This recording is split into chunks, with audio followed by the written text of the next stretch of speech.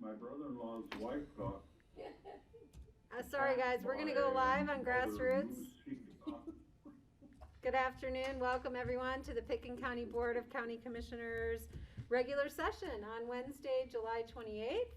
I'm Kelly McNicholas Curry, Chair of the Board. With me in the room is Vice Chair Patty Clapper, Francie Jacober, County Manager John Peacock, and joining us on Zoom is Steve Child and Greg Poshman. And my apologies to you guys on Zoom. I forgot to unmute, so you didn't realize we were getting started here. But I think we should be okay now. Okay? I'm seeing thumbs up. Francie's here too. Yes. No, I know Francie. Yep. I think I said hi to Francie. So with that, we will get started with additions and deletions to the agenda. Thank you. Yes, we have one proposed addition to the agenda today. It's an emergency ordinance authorizing the Board of Pickens County Commissioners to authorize a special use authorization amendment to existing communications site use lease agreement with the U.S. Forest Service for the Thomasville telecommunications site. That is a mouthful, but we did get our environmental clearance and are prepared to move forward with the lease changes for the Thomasville site. So I have a question. Fantastic. Are there any, you have a question on that item? Yeah, are we going to set that for a confirmatory public hearing on the 11th? Yes, Would assume, for okay. next public meeting. And where? Okay. Kelly, Yes, Greg. just wanted to make something unusual here. On my screen says we're in a practice session. So are we actually live? I just want to make sure that it's going out. But I've got a funny note on my screen that says this is a practice session. Thank you. Thank you for bringing that up. For your Greg. AV guys there. Yeah, Andrew is fixing us, I think. And I'll make a motion to amend the agenda to add this item. Where would we like to add it? After number 8, before land use? Or I'll you, second. Or how about after 5? so It's the not a individual public hearing. consideration items So make it a set 5. for public hearing on August 11th. And if you do 5A. 5A, 5B?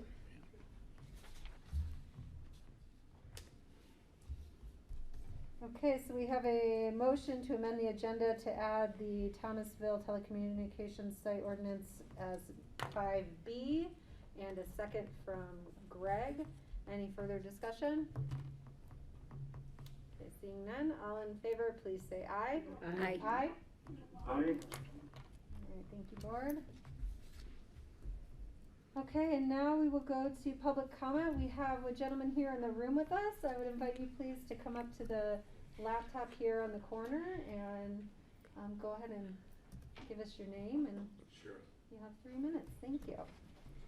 Good afternoon, everyone. My name is George Falk. I'm a resident of Snowmass Village. I've been there for many years. As a matter of fact, been coming out here since 1968. We've been owners in Snowmass Village since 1998. The reason I'm calling is on numerous occasions I've called, I believe it's the county road engineer, a gentleman by the name of Fielding, I think, is it? Am I correct? Yeah. Gerald Field. Yeah. Yeah. And then I finally realized that I have to really direct my comments to county commissioners. And the reason I'm doing that is because he informed me that Brush Creek Road is probably one of the most, if not the most, the busiest county road in the county. And as you all know, from 82 up until the town line is a county road. And I've requested from him a number of times and never got a clear answer that some safety provisions be added to that road. Safety provisions that, as a kind of a neophyte as far as road conditions, but as a just someone who drives it quite frequently, I would like to see larger and more reflectors there. I would like to see a sign or some directional as you enter Brush Creek Road. You maybe get less than a quarter of a mile, and it splits off to Medicine Bow and then to Brush Creek. Quite often I've seen people that are unfamiliar with it, tourists coming up, and they make the wrong turn. There's no safety divider there. There's no sign there. There's anything of the nature. And most importantly, if possible, to increase the size of the shoulders there. From time to time, a car will go off in the wintertime because of slippery conditions, probably driver error, going too fast, not familiar with the driving in those areas. But it would be helpful, if possible, to increase the safety with better shoulders, but most importantly, to place and maintain larger, well-placed reflectors and directional signs, reflectors with the arrows as you've seen across on different highways, so that especially driving at night, it's extremely dark there. We have the dark skies arrangement where you don't want to have a lot of lighting there. But especially in the wintertime, driving at night, it is very, very dangerous.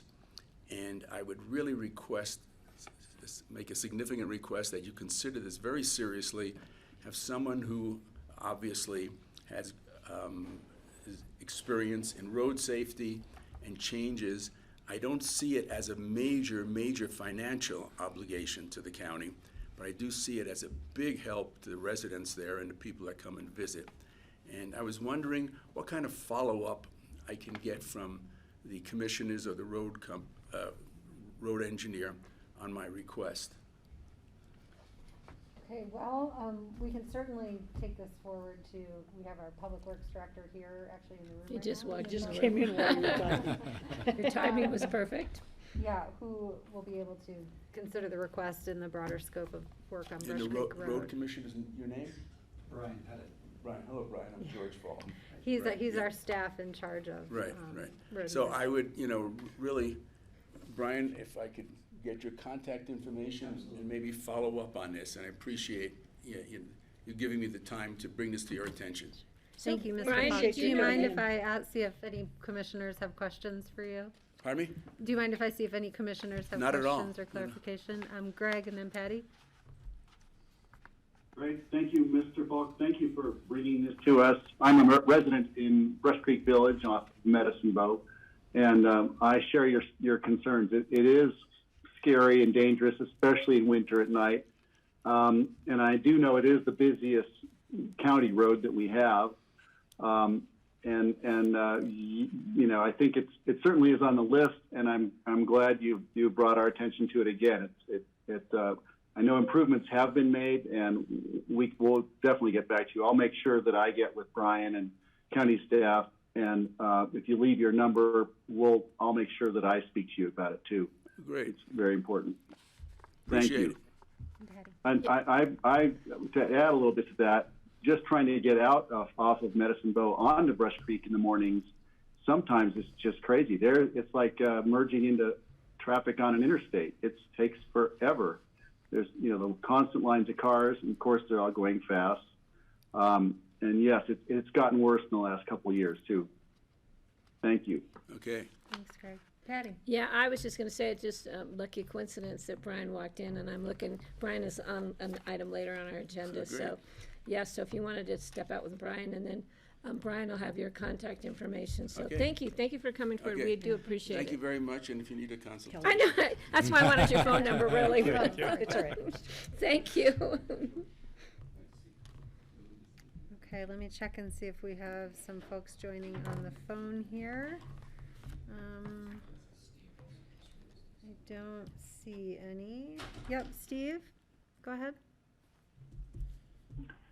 One other consideration is the wildlife crossing in, especially at nighttime in the wintertime. A couple times I've come across the elk crossing the road partway up Brush Creek Road. And I'm familiar with it. I was watching for them and, you know, keeping the right speed for the conditions. But somebody who's not familiar with that or anticipating it, that could just send them right off the road real quickly, or they would panic, or they would hit an elk, or you know, something like that. So that's one more consideration on the subject. Thank you. Francie, did you have anything else? No. Okay, I am not seeing anyone else on here who's joined us by Zoom or phone for public comment. So I will go ahead and close the public comment period and turn it over to commissioner comments. Patty, then Francie, then Greg. Yeah, I just want to, it was on the Denver News today that we no longer have fire ban restrictions. That doesn't mean people still don't need to be very, very careful. It also does not mean that it might not change in a week or days if we have dry weather. So I want everyone to still be very, very alert to fire danger. You know, we're seeing horrendous fires again across the western states, and you know, we've been very, very fortunate here in Pickens County, and as our emergency manager says, it's not a matter of if, it's a matter of when. So please, please be careful when you're out there, but do enjoy. Another comment is I would like to ask people who are riding bikes in the downtown core area and on our local trails to slow down, to pay attention to pedestrian traffic and vehicle traffic. It's getting a little more than crazy out there. I've been receiving calls or being stopped on the street or in the grocery store from people asking what can be done about bicyclists being on the sidewalks, off the sidewalks, not stopping. There's a lot of confusion about bike safety and bike ethics and just consideration of those around you. So please, if you're out on your bike, which I know many, many people are, please be careful and please look out for others. And on a last note, I want to put in a plug for Redstone for the concert they're having this Saturday. It's a free concert from 6 to 8. It's the location of the concert is behind the Coke Ovens off of 133. I cannot remember the name of the band, but it's a band out of Glenwood Springs, and they're a blues, country, folk, whatever you want to call it. And I hear that they're really great, so it would be great for the people in the community to get out and support Redstone on Saturday. So thank you. Thanks, Patty. And I'm just going to jump in before I pass it on to Francie, that it is my friend Patty Clapper's birthday on Saturday. So this is an invitation to join her for her birthday and celebrate her in Redstone as you boogie down. Yeah. And support the community over there. And get rocking and rolling with the grandkids. So happy birthday to my Thank dear you. friend. Thanks, Kelly. Yeah. Francie. Yeah, I just wanted to let everybody know that I had a full day of meetings yesterday in Craig about the I'm a member of the Stakeholders Advisory Group for wolf reintroduction, and we had a group meeting yesterday, and there was also public comment. So I want to encourage the public to go to the public forums and and whenever you can. Next one is tonight, I think, in Grand Junction, but they're all over the state, and you can find out about it through wolfengagementco.org, wolfengagementco.org, and you can find out about what's going to be happening with the wolves. A very brief summary of yesterday's meeting. We talked a lot about management and monitoring issues and how the wolves will be managed, and we didn't spend a lot of time yet about how they'll be introduced or the numbers of wolves, because we're still collecting data from Idaho, Wyoming, and Montana about their numbers of wolves. And with the one number we did come up with was that for those 3 states, the minimum number of wolves in order to have a viable community of wolves is 300. Obviously, Colorado is quite different than those 3 states. We're only putting them on the western slope, so it's a much smaller geographical area. And even though we have a lot of wilderness and a lot of national forests, we also have population centers in the western slope. So that's to be determined. We did have public comment yesterday, and I would say that all of the public comment from Moffat County was delivered with a certain amount of anger and angst that they are working under the assumption that they're being considered as the location for the introduction of the wolves, but there is no location determined yet. But I think because the wolves that have re-entered the state are up there, they're just assuming that the advisory group will suggest to the CPW that be one of the places. But that definitely has not been determined, so I'm not quite sure where their certitude came from, but they feel that it's going to negatively impact ranching and outfitting, which are their sources of income in Moffat County. And we did talk quite a bit yesterday about the effects on livestock of wolves, and the overall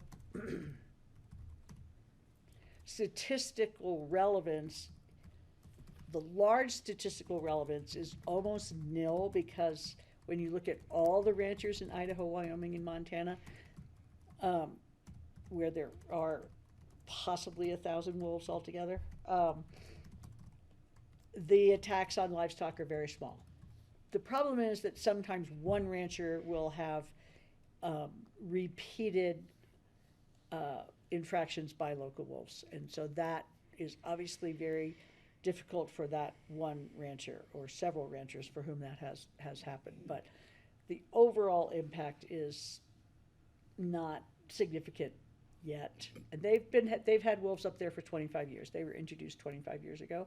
And at first it created quite a bit of conflict between the people who wanted the wolves and the people who didn't want the wolves, in fear of what would happen to their livelihoods. But it evened out over the 25 years, and the wolf population has become more stabilized, and it's a more comfortable situation for everybody there now. So we did discuss the possibility that it might be uncomfortable here in Colorado for a while, but that hopefully it'll become, the population will become balanced. And so I just hope the public will attend some of the meetings that are being conducted around the state, and will go to the website. Again, it's wolfengagementco.org, in order to share your comments and concerns about the wolf reintroduction. And we'll have another meeting in a month in Salida. Great, thanks, Francie, for that excellent update. And I would say if there's a position for Picken County at any point to take, feel free to bring it forward to the board. Okay. Yeah, I will. Okay, Greg, and then Steve, please. Great, thanks. I'll try to be quick.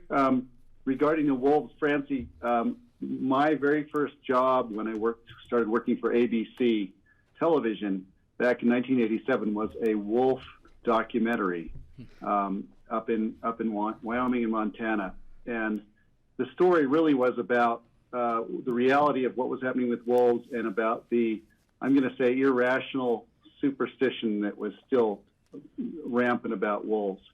And I don't think much has changed today, but we do have 35 years of good data from what's happened up in those places. Regarding the wolves that do attack livestock, I'm sure, and I know it does happen, I know those ranchers are compensated for the loss of their livestock, but it still must be really traumatic for them.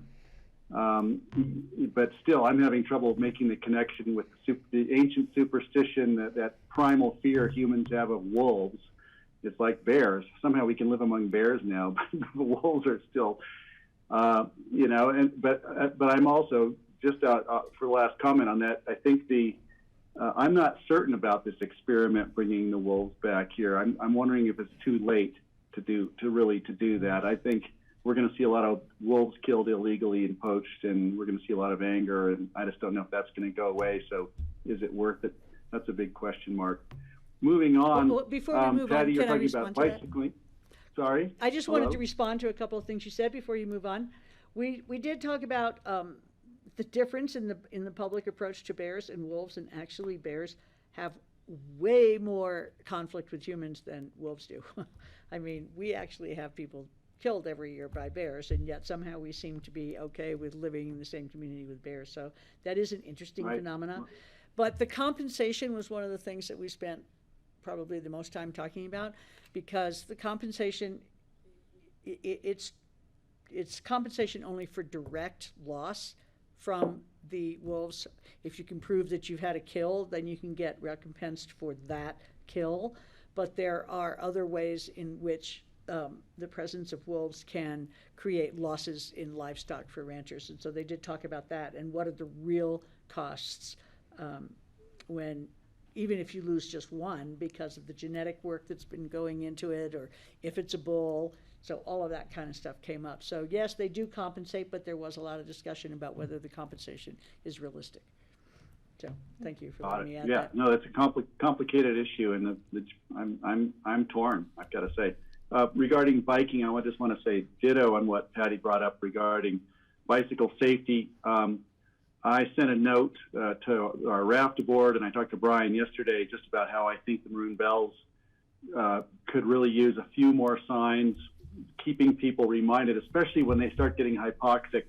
It seems like the e-bikers, 3/4 of the way up, start drifting and wobbling and weaving and stopping in the middle of the road and acting, foolish, considering it's a hot road with traffic on it. And I think we could use a few more signs or some arrows, and I don't understand the rationale for not doing that yet. So I'm going to keep pressing for that. I also, for the first time today, I ordered a headlight and a tail light with little flashing LEDs on my bicycle that can be seen, because when you're passing through the shaded parts of the road where the tree shadows cross the road on a bright day, you're basically invisible to people that you're bearing down on or the people coming up behind you. And so for $15, I bought a headlight and a tail light that blink, and it makes me visible. And I see the ones who are riding it are so much more visible. I'd encourage everyone in the community to do that. And I've even reached out to RAFTA to consider maybe a promotion where we could help subsidize and get some of these lights out to the cyclists up there. Unfortunately, this morning as I was riding up, I passed a group of e-bikers that had stopped on the road, and I said, please be careful, it's a live road, everybody stay to the right. And just after I said it, I heard tires skidding, and there was a crash. And I didn't see it until I came back down around, but they actually had to call an ambulance, and there were sheriffs and ambulances responding. So there was an accident fairly high up near the Maroon Bells this morning around 10 a.m. that happened right near a cluster of, a group of e-bikes. And I don't know if it was an e-bike or a regular bike involved in the wreck. It was hard to tell, but hopefully that person is okay. But it really is a serious problem, and I think we could go a long way with a few signs and some striping or maybe some arrows that just remind people to stay right, because they simply forget when they run out of air up there. I think that must be it. For third one is happy birthday, Patty. If we're all going to go to this party in Redstone, it'll be a quorum, and we'll have to publicly notice her birthday party. Just wanted to bring that up. And then the other thing was, Patty, you were at the ACRA board meeting, and I was just reading the paper today, and there's a quote from the paper that's concerning to me, and so I just wanted to bring it up. This is a quote from Maria Morrow, who's an attorney and an ACRA board member. She said, "There are rumors swirling about mask mandates coming back, about people in the hospital with Delta not being told, the community not being told. We're going to go back to lockdown." I'm very curious, because it seems like the rumors are starting to swirl more, and I'd like to understand what we should be prepared for. This is a quote from a board member of ACRA in a community that I'm going to argue is probably one of the best educated communities in the country. And if there's confusion at that level about what's happening with our policies and where we're going with COVID, it alarms me. And so I want to make sure that staff and public health understand that we do have a communications push, an effort that needs to be made. And I've written to that effect already, and I think it's improving, but it really shows the importance of clear, advanced public information about what's happening, so that the community doesn't start the rumor mill. And seeing it come from such a high place makes me pretty nervous, Patty. I don't know if you want to say anything about that, okay. But you were there, so. Yeah, it was it was during Dave Ressler's comments. Tori had started off his comments about COVID and about the variants, et cetera, and then I added to it, and then Dave Ressler came in. And he was really clear with these concerns, and then he asked me, and I said I hadn't heard anything in talking with you and the Board of Health. But that doesn't, and I was very clear, it doesn't mean that it might not happen if we see numbers jump and we have concerns again. But right now, that conversation is not being heard. But the conversation that's being heard is to continue to push for vaccinations. So we were very clear on that. That didn't get put into the article, as happens a lot. So, and Dave Ressler is very good and very clear, and he really tried to clear the air on that one during the meeting. So, but it's right. The industry, the businesses, the lodges are getting nervous again about the variant creeping up, the numbers creeping up, and what might happen. And we again reiterated the need to really push for vaccinations, especially in my case. I said we really need to push for those who don't live in our community but work here, who may be living in Garfield, Eagle, Mesa counties, where their numbers, Garfield and Mesa specifically, their numbers of vaccinations are lower. So I asked them to push with their fellow employers at all different ranges, from retail, restaurants, music venues, lodges, to make sure that their employees that come from outside of Pickens County really look at getting vaccinated before they come and go. So we were very clear on that, Greg, and thanks for bringing it up. It's great for the public to hear it again. And I do have a couple of questions about the dashboard. Are you going to address that at all during this meeting, John, about what the dashboard actually means now, the COVID, or do you know, or do you know, Patty? Open discussion, and I'll note it down. I don't know whether this is part of this discussion or. It would probably be open discussion if you're inviting me in to explain something. Okay. Yeah. Thanks, Greg. Okay. Greg, any other comments? Yeah, I wanted to respond. Okay, go ahead, Francie. I just wanted to say, Greg, I totally understand the thing about the bikes riding abreast, and it is still a problem on Prince Creek Road.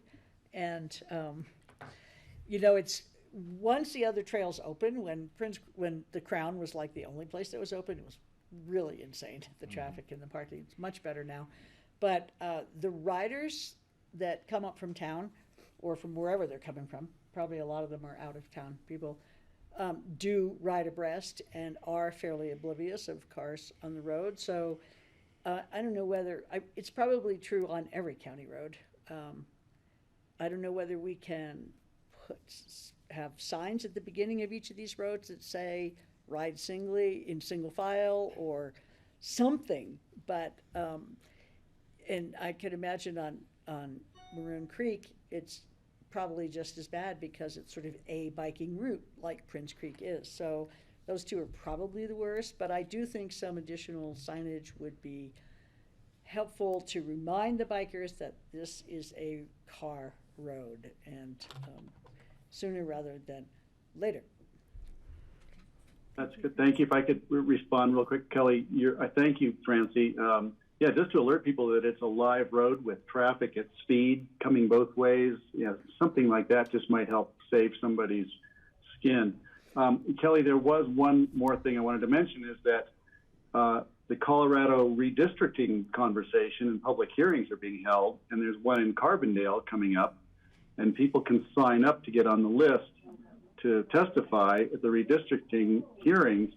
It's redistricting.colorado.gov would get you to the website.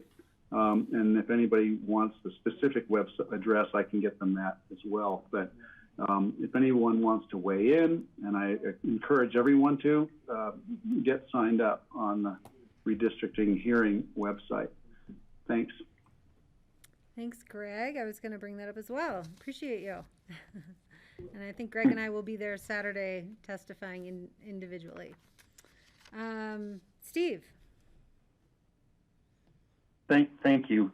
And my computer, it's unstable here, so I'm going to speak with my video off, so hopefully you can all hear me. This will be my last meeting from McCarthy, Alaska.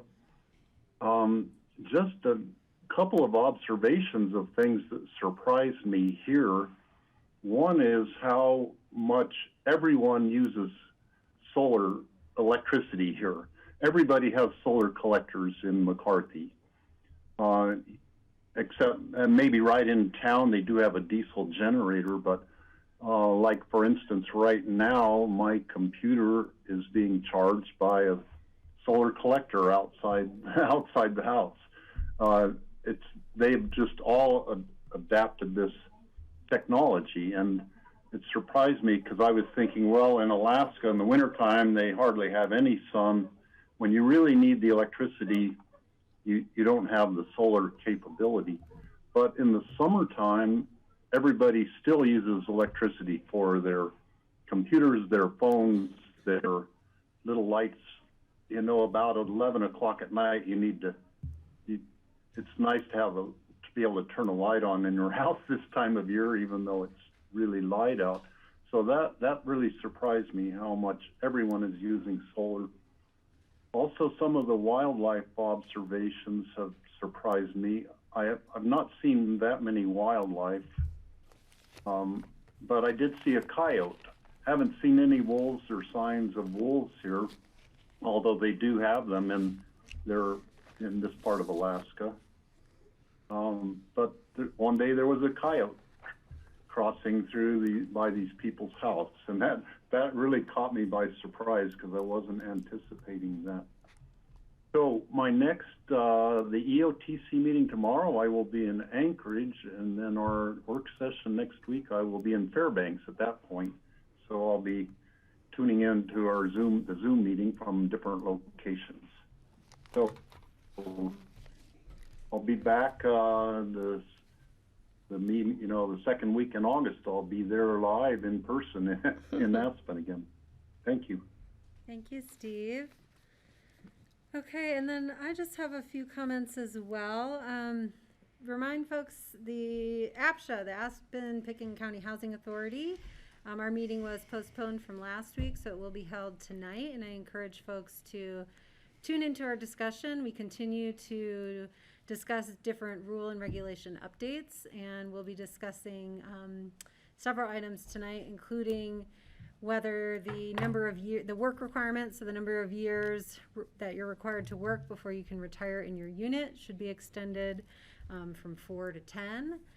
Looking at the age of dependence, which would allow someone to qualify, the number of bedrooms that someone qualifies for in a unit, and lowering that from 24 to some lower number. And then, what is the third one?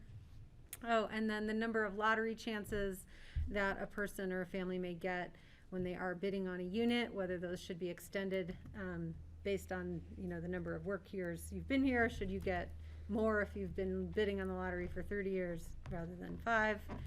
So those are conversations that we're having, and they will affect people, meaningfully. They will also go to a public hearing process. So this would be the first time we're discussing them, and there will be future discussions to follow up, but I encourage you all to tune in, and you can watch those meetings now on Grassroots, or you can join us here in the BOCC admin room at 530 East Main Street. Can I make a comment? Yes, Patty, go ahead. As far as the age for dependents, thinking that you're still now allowed to claim your children for your insurance, health insurance. Is it 27, I think? I know it's great. Is it 27 years old? 24, 27? It's 26, actually. But is it 26? Yeah. I know, it's somewhere in there. I think reducing it much lower than 24. Kids still come home. They still, even if they're in college, and sometimes they come home after college. And it's hard enough having them come home after college and having them in their own room, let alone having them on the floor of the couch. But I would like that to be considered, not reducing that much lower, any lower than 24. As far as retirement years, I think that, you need to address that, but I think 10 may be too many, so I would maybe think something. Well, maybe we between should bring this up in open discussion for 5 and direction 6. for Francie and I, because we could get into a big discussion on Okay, sort of if you want to the- do that, I was the- just going to respond like everybody else has responded to comments, but we can move it to open discussion. Because I do think it merits a longer Okay. conversation. All right, so let me note that. And this is exactly why we want folks to watch our meetings and tune in, because I'm starting to feel like a lot of these regulation changes are happening without public input. And it does affect thousands of families in our community. With the next thing I wanted to bring up, I also have concerns related to CDC's expiration of the eviction moratorium at the end of this month. Families are struggling. Everything is more expensive, and we are concerned that landlords may be waiting to not re-sign leases or to start eviction proceedings with families in our community. And so I would encourage folks to, look at the resources that are available. You can go to Picken County Get Help, and that will connect you with financial resources for rental assistance, as well as legal resources with Alpine Legal Services if your family begins to face such proceedings. Yeah, I'm nervous about what that may mean for families in our community. And then finally, I also wanted to bring up, and just for anyone who's listening, this board may remember that we approved plans for Toklat Gallery out in Ashcroft to redevelop that property. And that redevelopment is going to be happening over the next 2 years. And that will be displacing longtime weaver Elena from Oaxaca, who comes up and she represents a co-op of 50 families from her village and sells their beautiful weavings and rugs, etc. So she will lose that opportunity for the next 2 years, and I'm putting this out there in case there are any gallery owners who are listening or retail operators who are listening that might be able to offer space for those sales to continue. I'd be happy to talk with you about that and connect you with Elena. And I think that is all I have. So last call. All right. Okay, let's move on to the consent agenda. We have one item on the consent agenda, which are our citizen board appointments. Do folks, I'll look for the board if we wish to have discussion or a motion. And these are appointments for P&Z and our Citizen Grant Review Committee.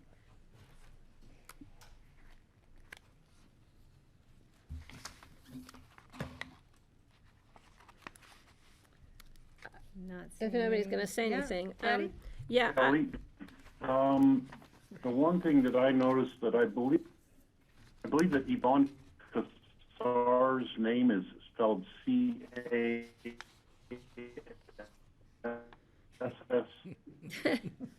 but we need to double check on this. Got that, Charlotte? Double check, yeah.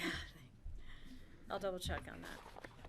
Okay, thank you, Steve. Other comments on the citizen board appointments? I would just like to read them out loud. Sure. If that's okay. I just want to thank everybody who applied. We really appreciate it when people take the time to apply and they're interested in being appointed to any of our boards or commissions. So, Yvonne, is it COSAR? That's- Is yes. Planning and Zoning Board. Kira Gonzalez is Citizens Grant Review Committee. She is the alternate. She is our youth representative. She's a junior at Aspen High. And then Eliza Merle, she is a Citizen Grant Review Committee. She's the regular member, and she is also a junior at Aspen High School. So we really appreciate it. Those youth members are great, great members of the Grant Review Committee. They go through these applications with a fine-tooth comb and bring up some really great perspectives. So we appreciate everyone who applied, and we are excited to work with those who have been appointed. And I will make a motion to approve a resolution of the Board of Commissioners appointing citizen board members. I'll second it. I'll second that. Francie beat you to it. So thank you, Patty. Thank you, Francie. Any further discussion? Okay, seeing none, all in favor, please say aye. Aye. Aye. Aye. Aye. Aye. Great. Thank you. Thanks, everyone. Thanks, Charlotte. Thank you, Charlotte. All right, moving on to individual consideration items. These items are first readings and will be set for public hearings on August 11th. And the first one is an ordinance of the BOCC amending the Picken County Land Use Code and implementing changes for calculating the employee housing impact fee. And Mr. Ely has been leading us in these conversations, so hi, John. Good afternoon. Ready to begin? We are. All right. So, what is before the board today for consideration is acceptance of an ordinance on first reading that will amend two sections of the Land Use Code, Section 830.10 and 830.20. Both of these sections relate to the employee housing impact fee. That fee is incorporated within the Land Use Code as a function of development permits and building permit issuance, and as a function, quite frankly, of where the state statutory scheme addresses the county's ability to impose and collect impact fees. The concept of development paying its way has long been discussed and tried to adhere to in Pitkin County, and this is one of those actions that the county has taken in the past to establish an impact fee that serves to collect money from people who are developing property. And in that, when that development occasions the generation of new employment. So when a developer or property owner seeks to develop their property with some type of improvement, if that improvement generates new employment, then an impact fee is collected by the county. That impact fee is held in the segregated fund and then utilized by the BOCC to further advance the goals of the housing program and to utilize the money in keeping with state law. And the combination of those two factors yields the result that the money collected in the impact fee is used to create new housing units that are added to the housing inventory. And that housing inventory is managed either by the county itself or through our housing designee, APCHA, the multi-jurisdictional housing authority that was created with the city of Aspen many, many years ago.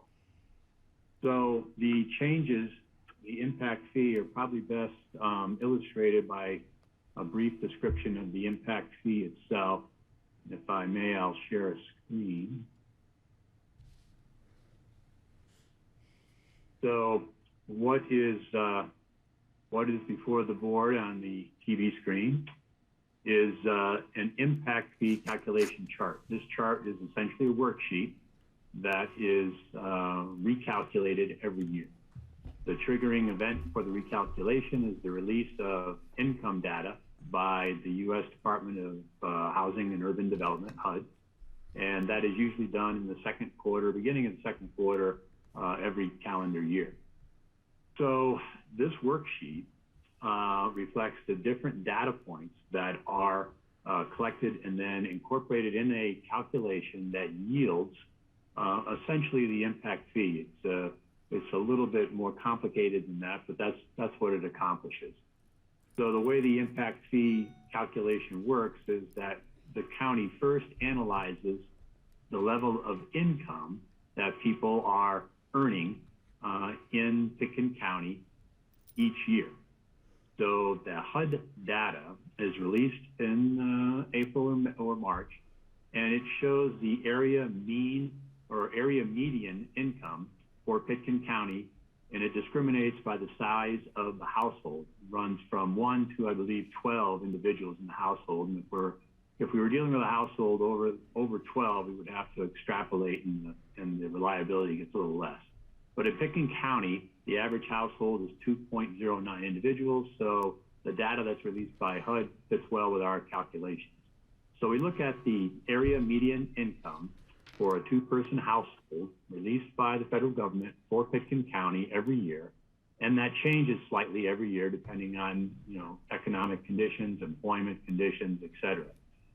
The AMI is expressed usually as a percentage. So we have an area median income. The median means that there are an equal number of individuals or households earning more than the median number, and an equal number of earning more and earning less than the median number. So we are at 100% of the area median income in our employee housing impact fee calculation. And for the year 2021, this year, that level of income is $85,200. That is up slightly from last year's 2020 income figure.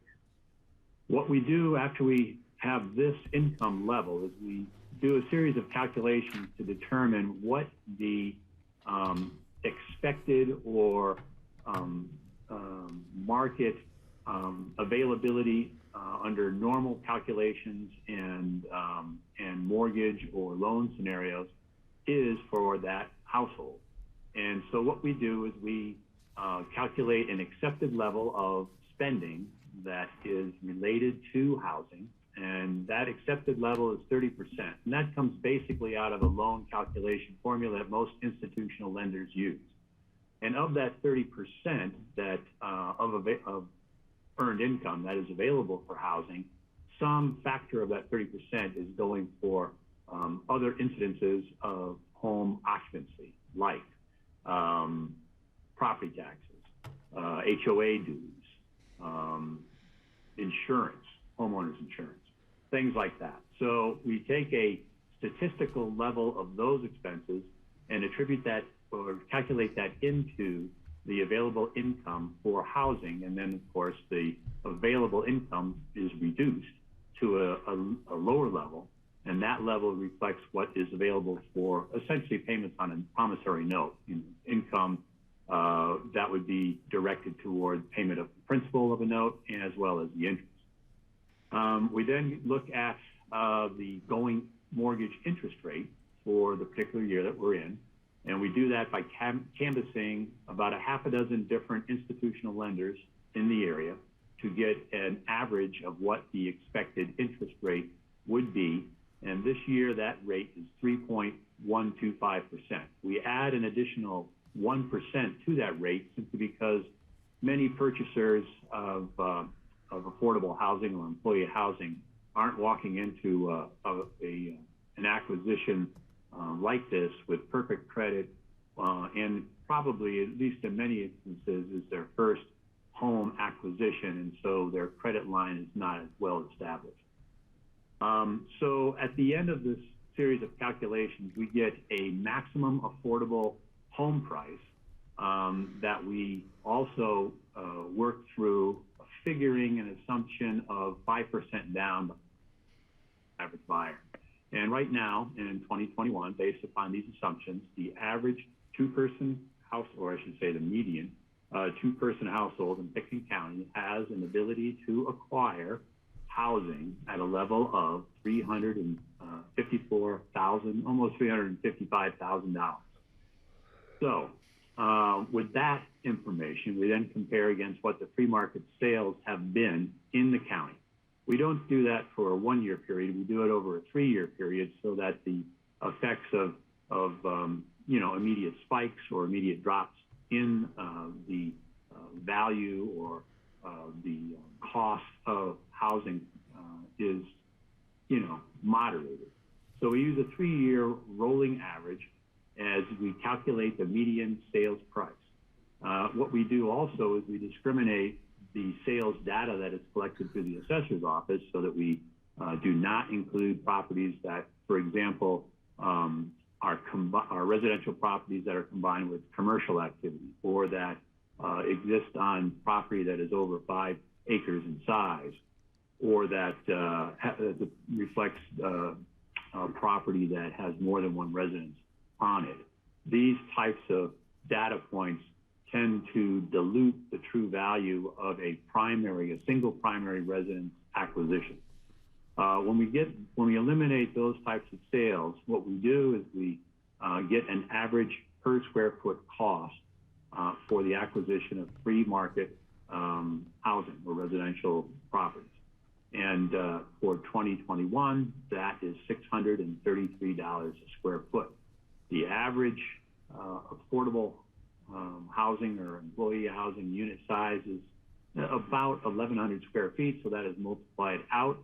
And so if you look at the free market or fair market price of housing in the sampled area, in this case it is the unincorporated area of Pickens County, the expected cost of that residential improvement would be just over $696,000.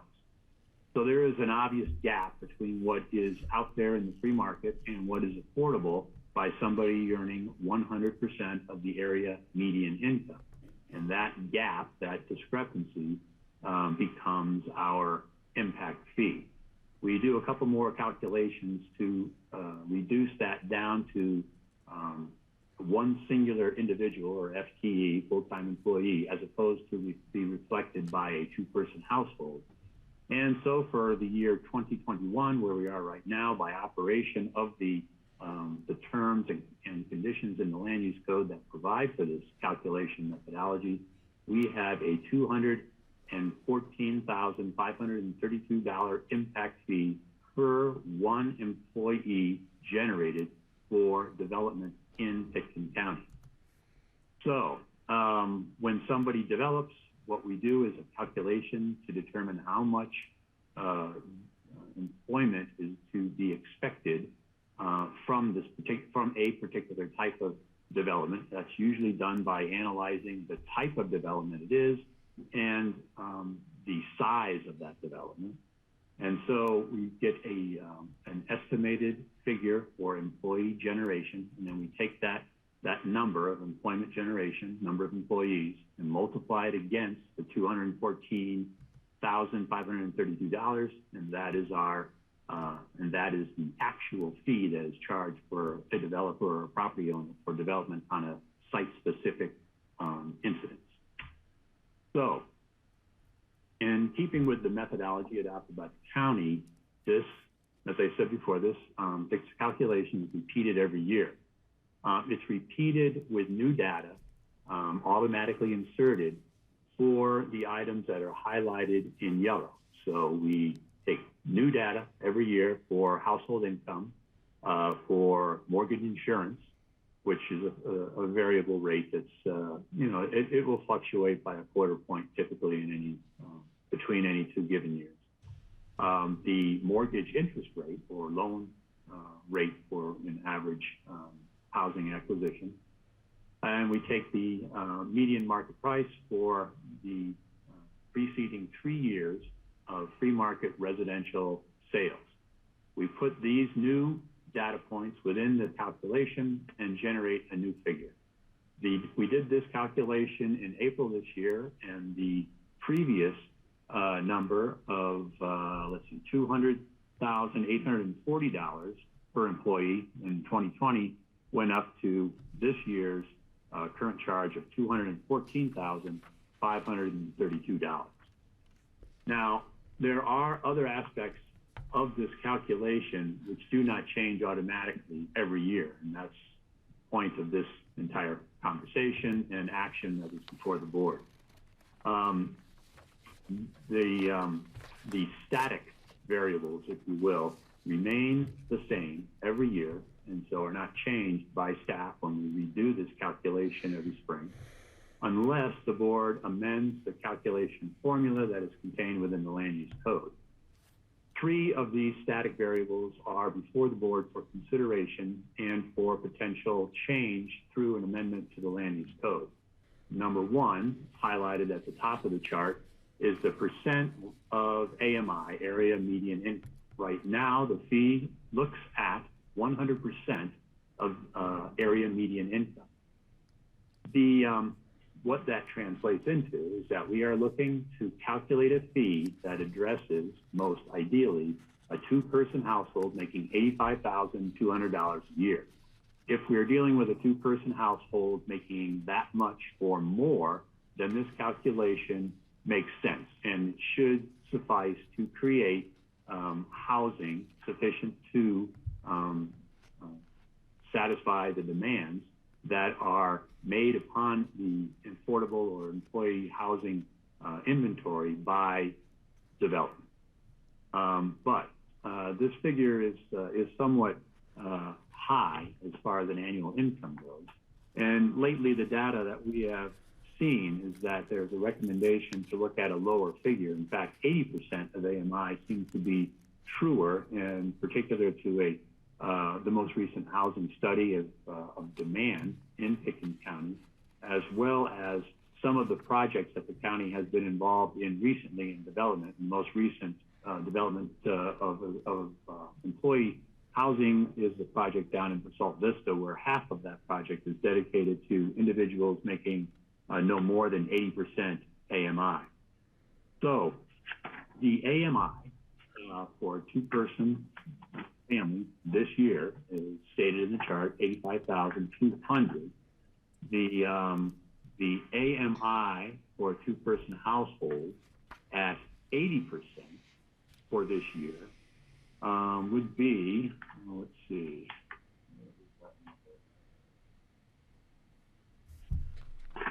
$61.50. What is it, Kat? Just the quick math is like $61.50. I'm sorry for the delay. I thought I had it on my fingertips. I was having all kinds of problems loading other screens to be shared for some reason. Anyway, at 80% AMI, the two-person household would be earning $68,160. So if we change the calculus to look at 80% AMI instead of 100% AMI, the number in this slot of the calculation chart will go down. And as that number goes down, the impact fee that is assessed will go up. The other fixed or static data point that is highlighted on the chart is unincorporated sales. What that notation means is that sales data is collected currently only from unincorporated areas of Pitkin County. That distinction was made when this formula was originally adopted by the board, but in analyzing where the county's efforts at housing are, the county does not make any discrimination in areas of the county. In other words, only focus on unincorporated areas of the county as opposed to our municipalities, DeSalt, Snowmass Village, and Aspen. If we look at the entirety of sales data in Pitkin County, as opposed to just limiting ourselves to the area of unincorporated Pitkin County, then the price per square foot will go up, the market value price per square foot. As that value increases, likewise, the impact fee also increases. The third static variable that is up for consideration today is the percent of required mitigation. So when we reach an impact fee calculus that comes to a conclusion in this example, the current calculation that's being done today and employed today, of $214 plus $1,000 per one generated employee, the county can make the decision not to charge that entire impact fee based on the calculation that we employ. We can reduce that off of the full impact fee to some percentage lower. Currently, let's see if I can change my screen. This is the proposed language in the John, ordinance. we don't see a changed screen. You'll have to stop I'm sorry? sharing. We don't see the changed screen. You'll have to stop sharing, I think, and then start sharing on your new tab. That's a flaw in the system, isn't it? All right, here we go. So what this is a red line against the current language in the land use code, and this is section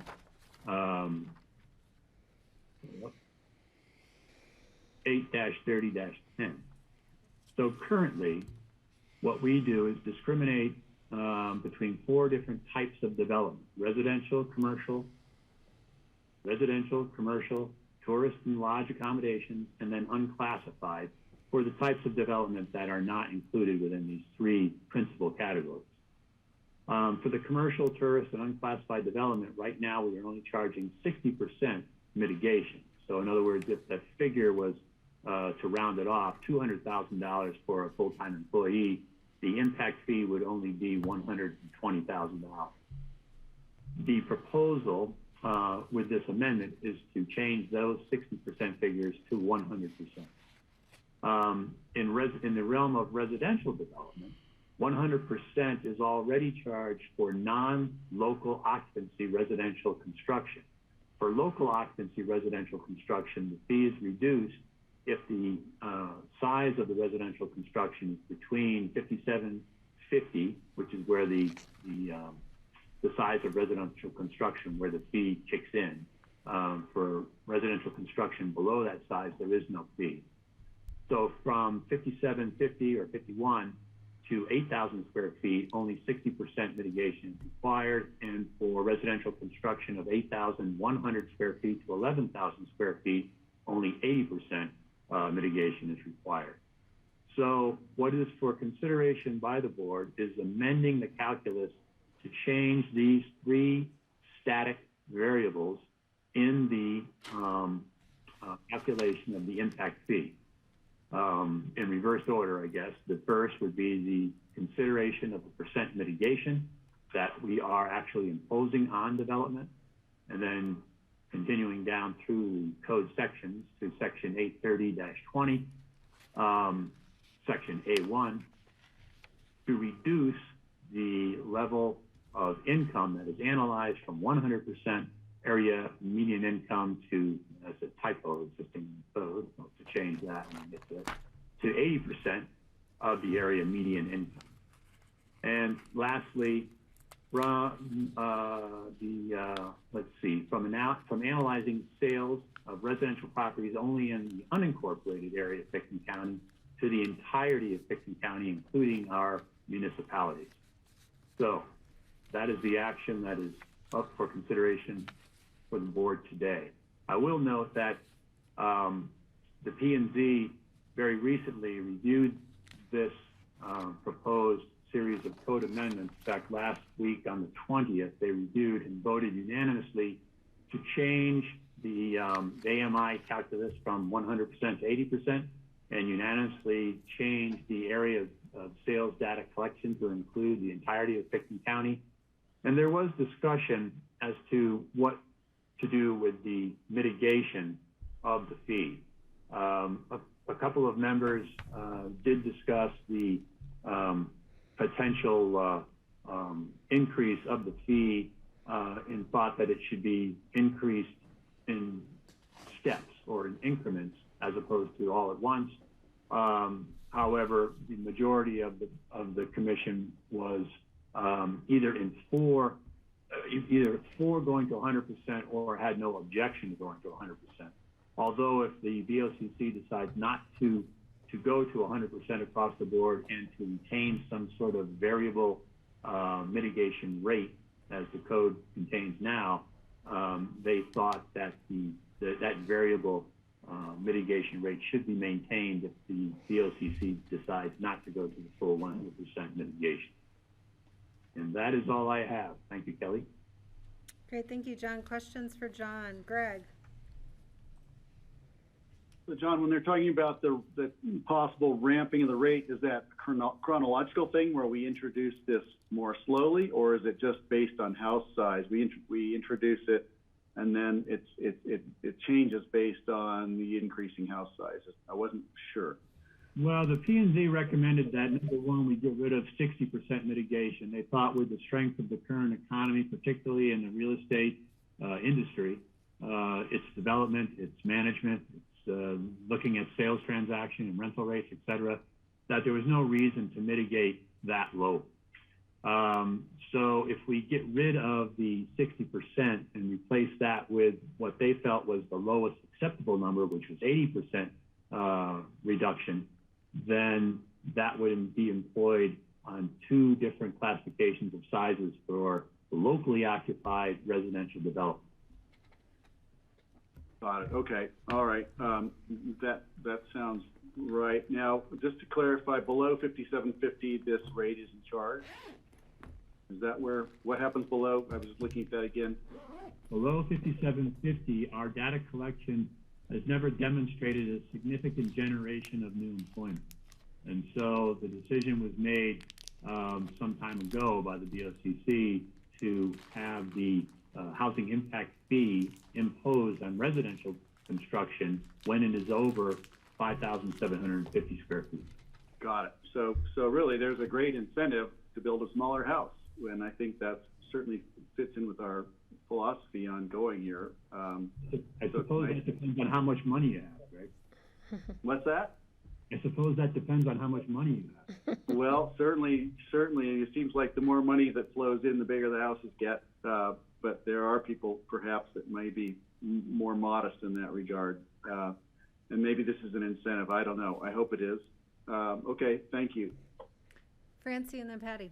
Yeah, I want to talk about the incremental introduction of this, because that wouldn't affect anybody, really, because you apply for a building permit one time. So it's not like, I mean, I suppose a developer may apply several times. So making it incremental, who would that benefit? I don't see the benefit of that, John. It would benefit the property owner or the developer who would be charged with payment of the fee. It would definitely not help the county's efforts to house employees. Yeah, but I mean, what's the difference to them?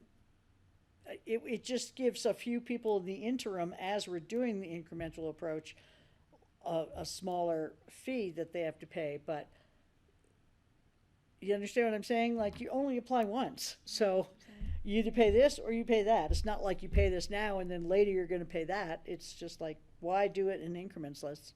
And I just wanted to say that, like, as similar to the last time we talked about this, I really encourage us to adopt these changes.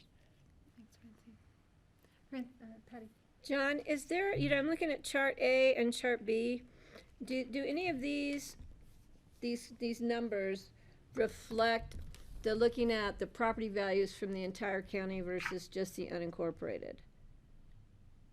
Yes, Patty, if you look at, so if you're looking at the attachment 1 to the AIS, there are 2 charts. Is that what you're looking at? Make sure I'm on the same page with you. Chart A, chart B. Oh, okay. You're looking in the body of the AIS. So chart A and chart B.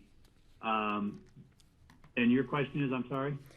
Do these numbers reflect what I'm thinking or hearing or processing is that if we look at just the values of properties in the unincorporated, the number is X. If we look at the values of the entire county, including the municipalities, the number is Y, and Y is higher, right? So do any of these numbers on chart D, A, B that I have in front of me reflect those higher numbers if we looked at the entire county?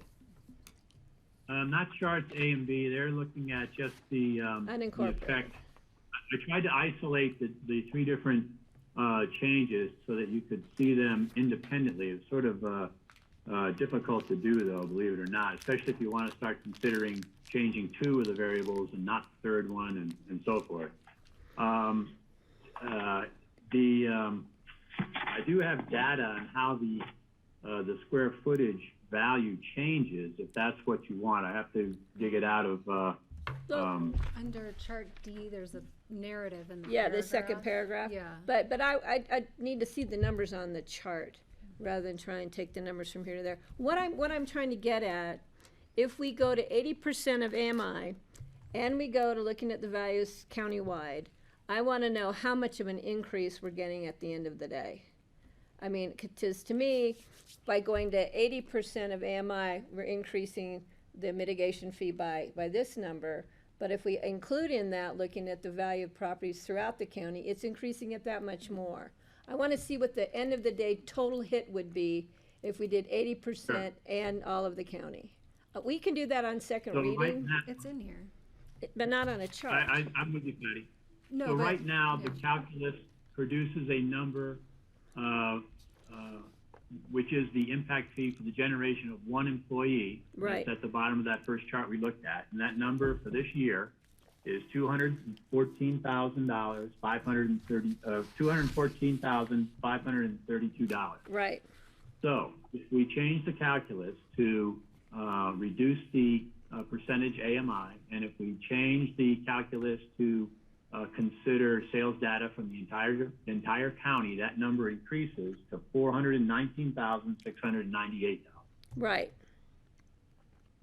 Per employee. So it's not 100%. Yeah.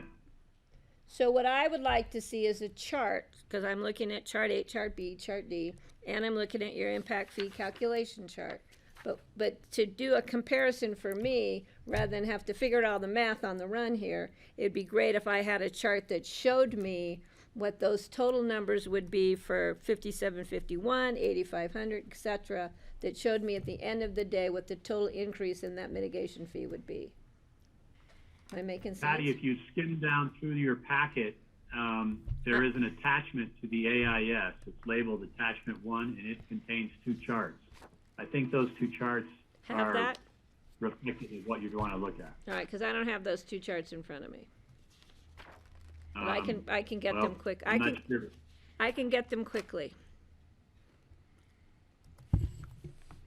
Other Oh, I can do another screen share. No, you can keep going with things, and if I can't find them, I'll come back to you. I know where to find you. Other questions for John on this? Steve?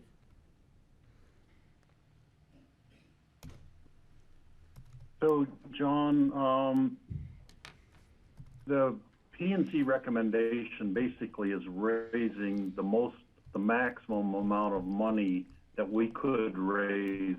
Okay. With this. I want to make sure the purposes that we can use. So, I know it is supposed to be for dealing with the impacts of the housing or the additional employees. So I just want to make sure that we can use this money for building additional employee housing. Is that one of the allowed uses by the state money raised for? Yes, it is, Steve, absolutely.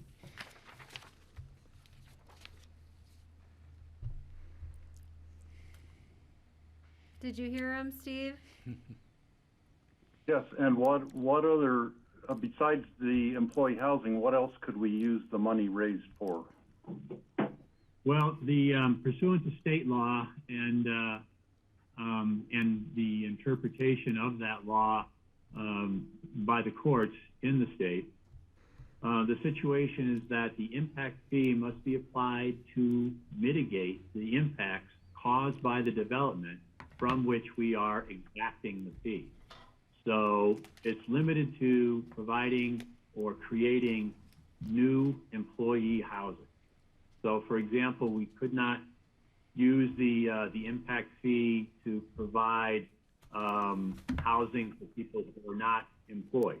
The impact fee runs and is calculated based upon the generation of new employees or new jobs. We can't use it for senior housing because, likewise, that does not relate to the calculus for which the fee was collected. We can use it for essentially the creation of housing units, whether we develop and build them ourselves or whether we buy them on the free market and then restrict their occupancy to a classification of employees and restrict the resale value. We can essentially apply our efforts in that direction. So one more question. Could we use it for emergency housing for homeless people who are employees? Because many of them do hold jobs. Could we specify it would be for homeless employed people? Yes, that would be acceptable. I didn't know that. Okay. And then one other part of the thing is in the land use code, it talks about alternative provisions for that a homeowner or builder could provide. They could build housing or buy housing instead of paying the impact fee.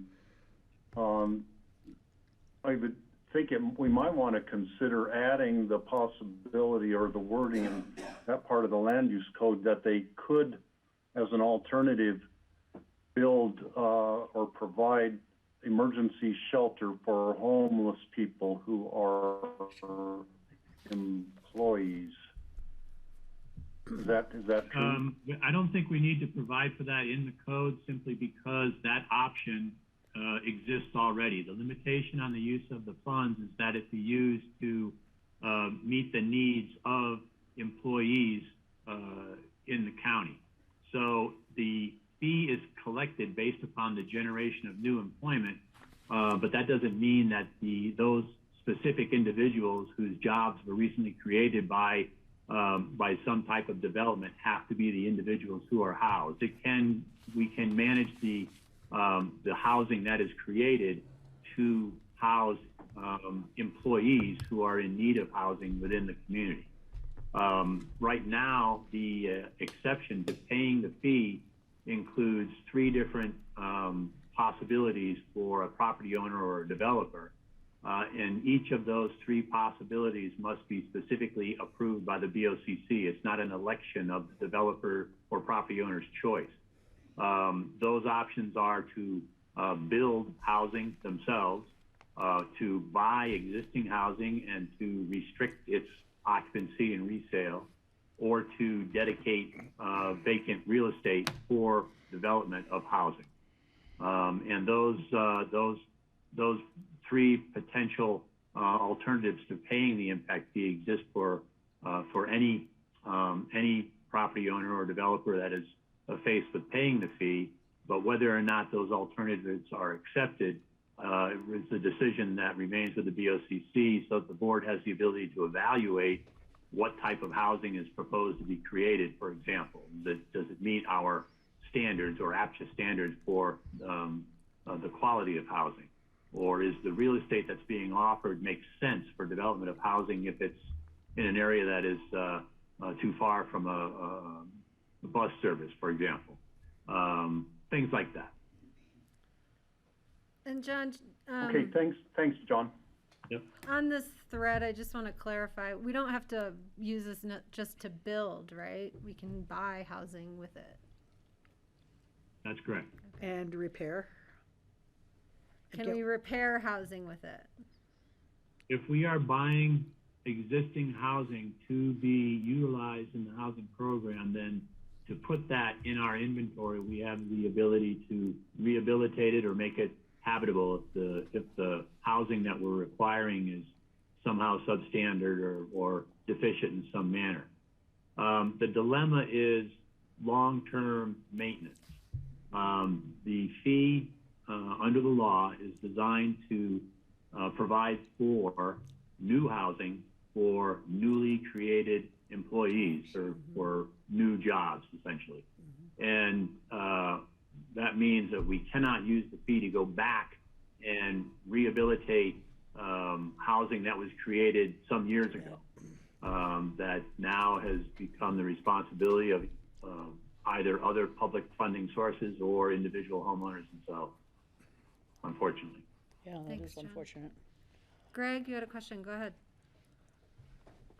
Yeah, just along those lines.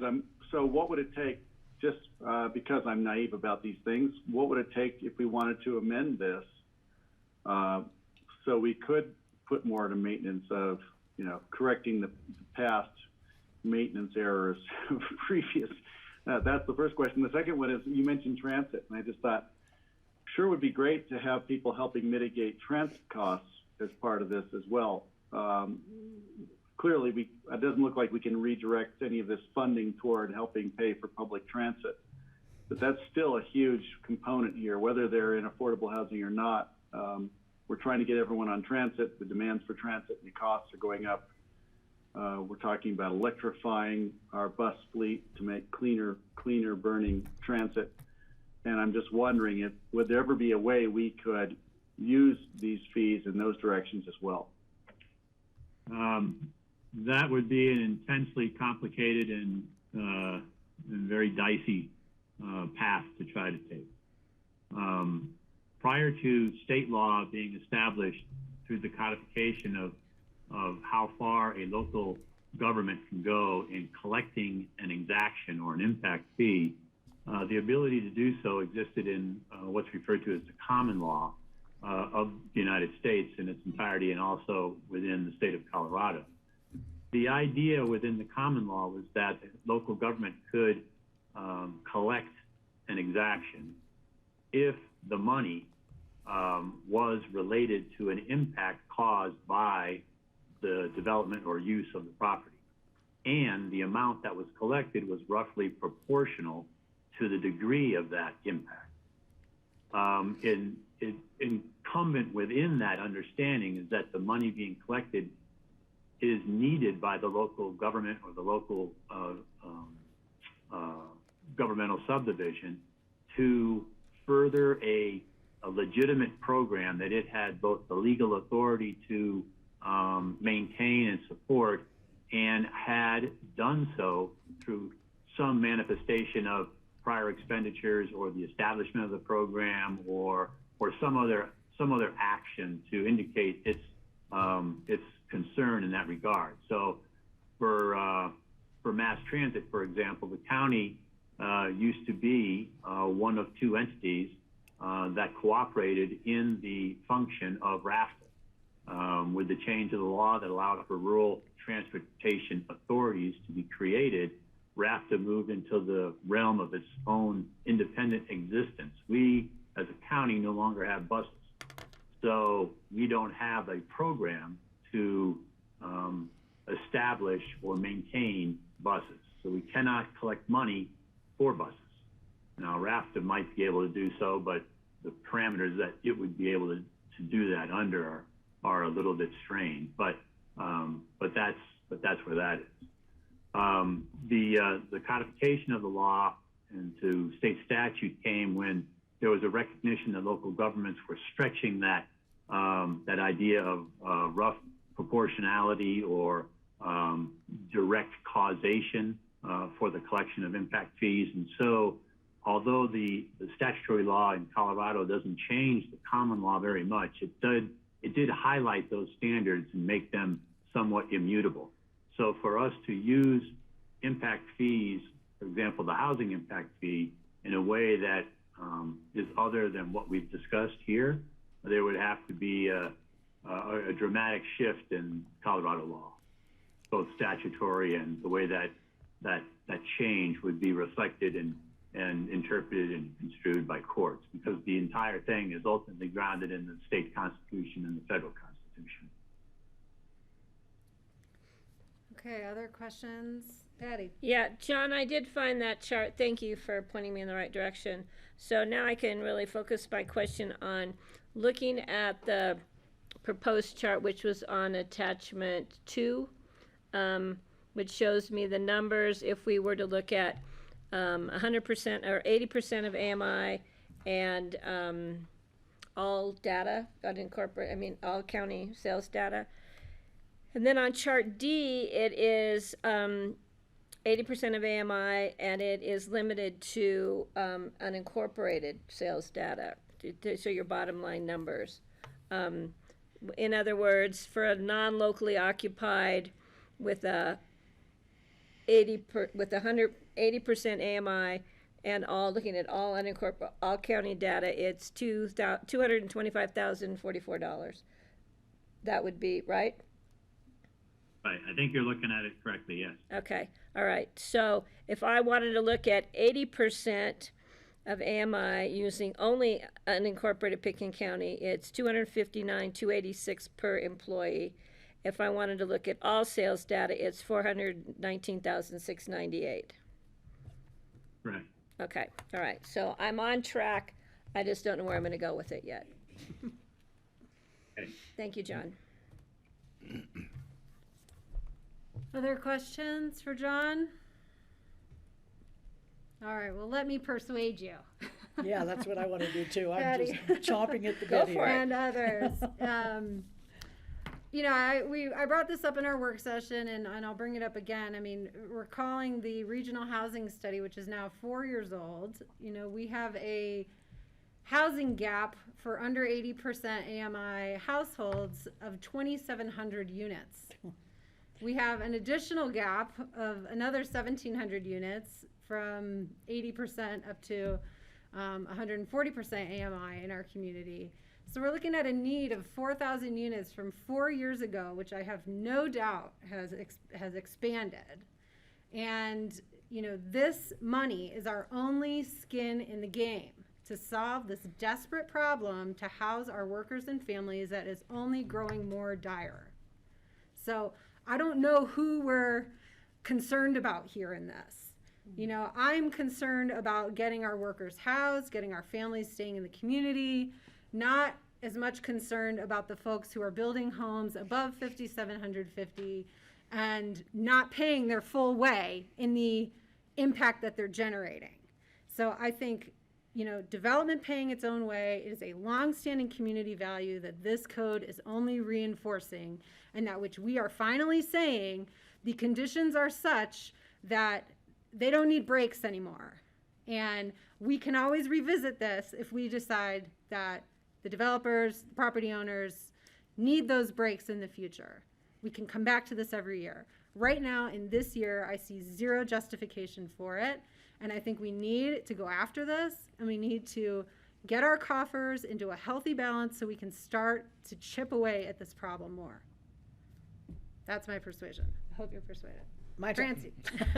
Don't be staring at me. I'm not. You don't have the other guys feel. Don't be picking on me as the single Mine's person from over here. I'm not picking on you. I'm danger- just But you telling both are you my staring at perspective. me. I'm Stare looking at at the you. boys. I'm looking at You're her. in the I'm room. looking We at them. can't stare at them. We can only stare at our computers so they think we're staring at them. And Steve, I see your hand. We'll go to Francie, then Steve. Go ahead. I just feel strongly that we need to do everything we can to discourage the building of large mansions.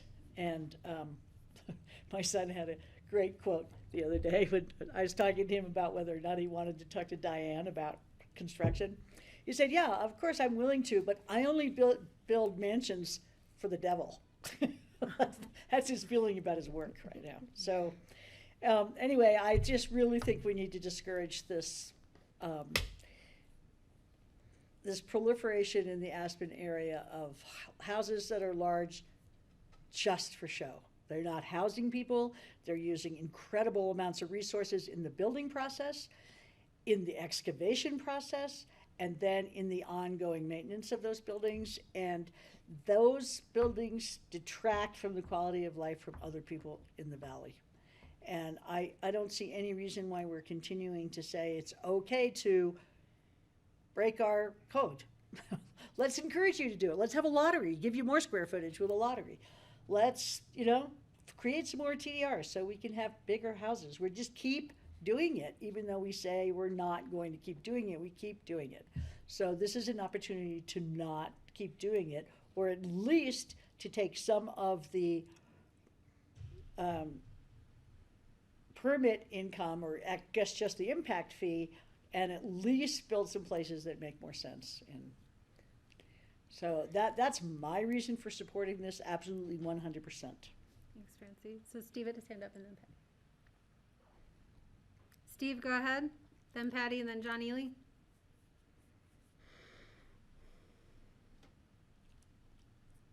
Up for that, Kelly. What's that? I would like to make a motion to I'm still I'd making like comments. to make a motion to approve on first reading the ordinance implementing changes to calculate the employee housing impact fee with the second reading and public hearing set for August 11th. I'll second you, Steve, and I'll go to Patty Clapper for additional discussion. It's not that I don't agree with what you're saying, but Francie, your thing about house size, I don't support 15,000 square foot homes. I don't, I think that's up. This is not the way for me to tell people you're not going to build 15,000.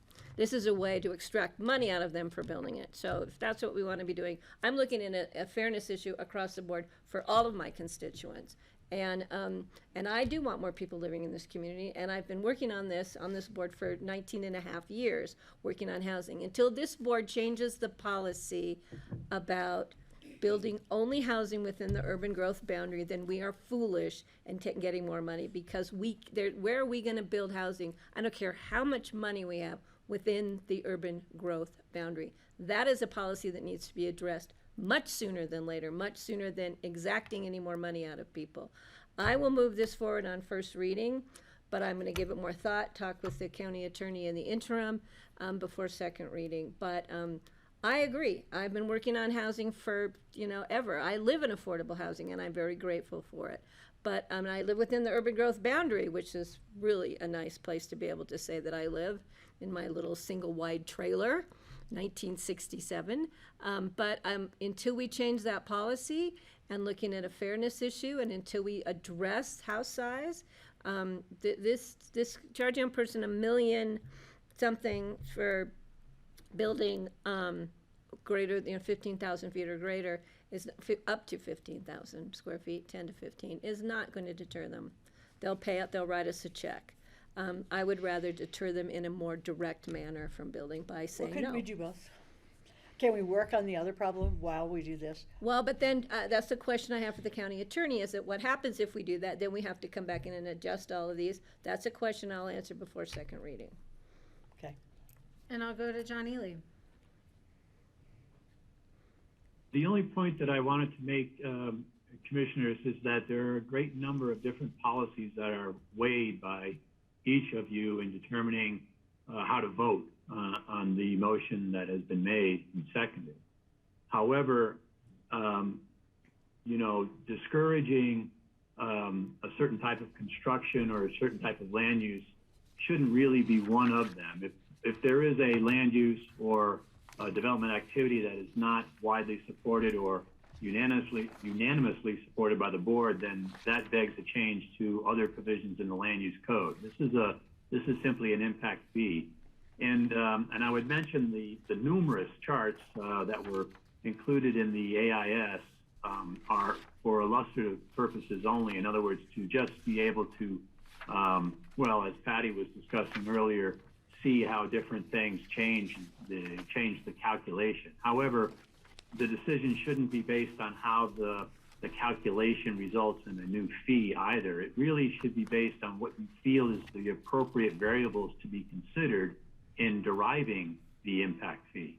So if we are building or considering housing in our municipalities, then we should look at sales or free market sales data from the entire county, including the municipalities. If you believe that our target household income level should be closer to 68,000 than 82,000, then we should change the AMI consideration. And likewise, the percentage mitigation charge should be based upon a reflection of the respective needs within the community, the needs of the individuals engaged in the industries or economies within our community that revolve around real estate development, planning, and improvement, sales, management, and maintenance, as well as the individuals who definitely need housing that are working in our community today.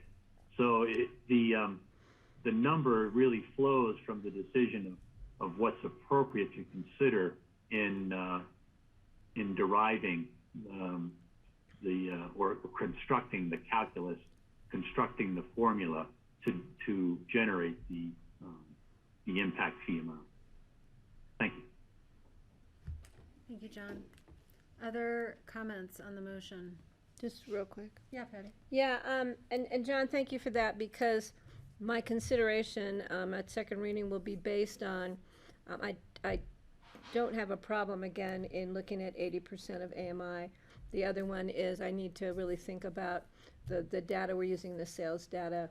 It's kind of a double whammy hit, and that may be appropriate. I just haven't decided if I'm quite there yet, so I need a little more time to digest this information and pull up even more charts and data. Thank you very much, Mr. Ely, for providing to us. And Steve?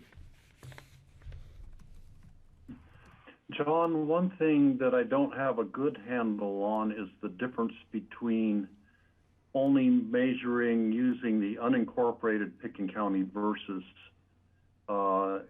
including the whole county in our calculations. So for second reading, if we could get a little bit more data on that, and maybe it was in the packet, I couldn't ferret it out. The comparison between the unincorporated or including the whole thing, how much does that raise the fees by doing the whole county? A lot. So if we could have that at second reading, I'd appreciate that. About $400,000 Yeah. more. Okay. Compared to like 600. Other comments from commissioners? Greg? Yeah, thank you. Thank you all. And I really do appreciate the comments I've heard from everyone. And John, it's becoming more clear. I'm still trying to get a grip on how AMI is calculated and do I trust it. I'm also, I'm like Steve, I need to learn more about unincorporated versus incorporated. I certainly do appreciate the intent of this, and I think it's appropriate, and I will vote for it. I guess the cautionary tale I have is that, yeah, as you pointed out, this is not a solution to the problems that are before us. It's part of the solution. So with that spirit, I'm in favor of voting for it. All right, any other comments? Okay, seeing none, I'll call the vote. All in favor, please say aye. Aye. Aye. Aye. Aye. Okay, and this will be heard on second reading on August 11th. I will be on vacation, but I will definitely call in for this item on the agenda. Well, don't forget I'll be running the meeting. Just a little. And you all need to make sure Patty recognizes me when I call in, okay? Oh, Kelly, we can't hear you. Sorry. All right. Item number 3, moving on to a resolution of the BOCC approving an IGA with the Colorado Department of Transportation to complete the reconstruction of the Maroon Creek Roundabout. And hi, we have our Director of Public Works, Brian Pettit, here with us. Great. Hi, Brian. Thank you. Thank you. Project. Hi, Brian. Well, hopefully this will be less controversial than our previous. The entrance subject. to Aspen? Oh, Sure, Don't yeah. count on it. Don't count on it. Are we 4-laning now? Is that part of this request? We'll see. So this came to the board months ago at a work session where the CDOT came and said, hey, we could use some more money to build this roundabout, basically to create a hard surface so it doesn't rut as quickly. So they make it out of concrete, and they would change the configuration of how you enter the roundabout to actually slow traffic down a little bit there. Along with that, they requested $100,000 from Picken County, about $1 million from the city of Aspen. $140,000 would come from Cobra, and they did request money from the EOTC, which will come to you tomorrow. The $100,000 for the county, CDOT did account for that, so this is to formalize that contribution from Pitkin County. While this contract is long, CDOT always uses their standard contract forms. It really does two things. One is it gives CDOT $100,000 from the county. It makes CDOT build the roundabout and maintain it for perpetuity. So that's really the function of this contract and the ask today. Patty. You know, I should know the answer to this since I was the one who accepted the check when CDOT paid us back for the roundabout when we gave them the loan. Was it $7 million? And I don't know. I don't It's remember. 6 or 7. If you could. Yes, I'll find that out. Yeah, and it was from the CDOT director. We were out at Snowmass. I'll never forget. The little guy with the red hair. Yeah. All I remember. But yeah, it was ironic because I was the one not supporting the roundabout at that time because of my concern about the train coming through there. And then I was one that got to get the check. So, and they didn't make it out to me. That's right. It made it out to PK, which are PC, which are my initials. But, yeah. All right. Francie. Brian, I want to address just quickly sort of a question about the use of the open space for the staging for this job. I'm not really happy about that at all anyway, but I thought that given that we've asked and we've created this open space in Emma around the building that's right next to the road there, that brick building, but we don't really have access off of Highway 82 to make that accessible to people to come and visit whatever ends up in that building, and also the space around it. I mean, we have, there were some just suggestions from Open Space and Trails about using the bridge and walking from here, but CDOT had a restriction on the number of vehicles that could actually access that because of the highway. And I thought maybe this would be an opportunity to do a trade with CDOT, that if they would give us some access lane in Emma, then we would let them use our open space. And just an idea that, you know, it's going to be ugly at the roundabout. They're going to destroy a lot of beautiful stuff there. And I know they're supposed to be putting it back and everything, but you can't really put it back in the short term. Yeah. So, And there has been additional information since we met, however many months ago, 4 or 5 months. We dove back into property ownership there, and CDOT does own it. They own that property all the way through what we call the kiss and ride. And so it caught us off guard that we thought it was open space to begin with, but we were going off, frankly, the assessor's records, and they had not been updated. So since then, the land ownership from the court case that was done through a condemnation has been updated. It's solely CDOT land. We didn't have to give them permission because Well, it's not shucks. ours. So that ownership situation has changed based on a technicality of recording, and that has been cleaned up in this process. and so are they going to do staging there? And They will be taking out those trees and relocating part of the highway temporarily in order to get people around the roundabout. then will they replace the trees? That I do not know. I just know that we don't have, it is fully CDOT property. So I can ask that question. I would love it if you did. Okay. And just to add to that real quick, it was the terms of the condemnation that caused me not to support the roundabout, because it was an interesting condemnation as to why they needed that extra space. So, yeah, I was not present at the meeting where the board decided to go ahead with 100,000. I was out of town. I could have clarified that probably at the time, but, so thank you for bringing that forward. Steve and then Greg. Thank you. Brian, we're putting in the $100,000 and also the use of the McLean Flats Road for 4 months as the detour. Are we going to incur any additional costs for maintenance or rebuilding damage to McLean Flats Road from heavy use during that 4-month period? Or is CDOT committed to putting money into helping do repairs on McLean Road? Yeah, so just to be clear, this resolution does not include the detour. So it is not contemplated in this agreement. However, CDOT has said on the side that we will video that road prior to the detour going into place that you have all agreed to previously, and CDOT would fix any problems that occurred based on the traffic going over there. It is a voluntary detour. There's not going to be enforcement of that, but CDOT needed a secondary route in order to provide just one lane of service through the roundabout during construction. So they're going to encourage cars and light trucks to go over McLean Flats, and buses and heavy trucks to use the main highway, but there will not be enforcement. The fact of the matter is people would go that way anyway. They're doing it now, and that would continue during construction next summer. I certainly did it 25 years ago when I was commuting up here and the highway was under construction.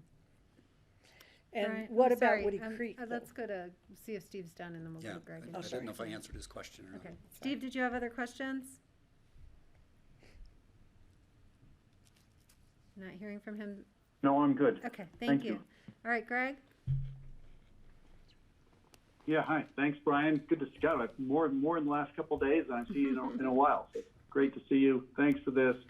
Yeah, the concerns I had, once again, are the redirection of traffic.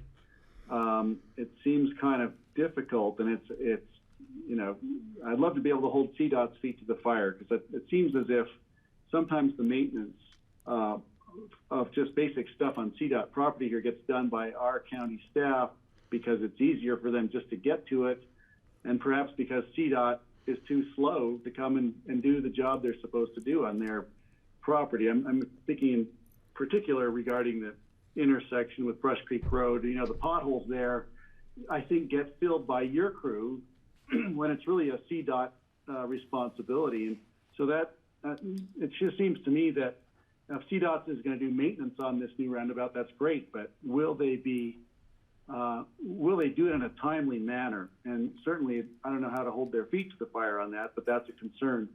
Regarding the detour over Smith Hill Road and McLean Flats, that has become perhaps the most dangerous intersection in the county. Maybe, or I think it already was. I think there was another wreck there today or yesterday. I just got another letter from Jill Shealy saying, hey, there's been another wreck since we last talked yesterday. About, you know, it's a dangerous situation. It's only going to get worse while they're doing the maintenance or repair or construction on this roundabout. So I'd love to know what CDOT has in mind to take care of that, because it could require more desperate measures, or at least more safety measures than they've indicated so far, and it makes me really nervous. Let's see, revegetation. Yeah, when they're done, I think we should specify they have to re-veg it. They can't just leave a patch of weeds there when they leave. And maybe that's in their plan. I certainly hope it would be. They know us, and they know what we expect from them. But I think that should be in our deal with them.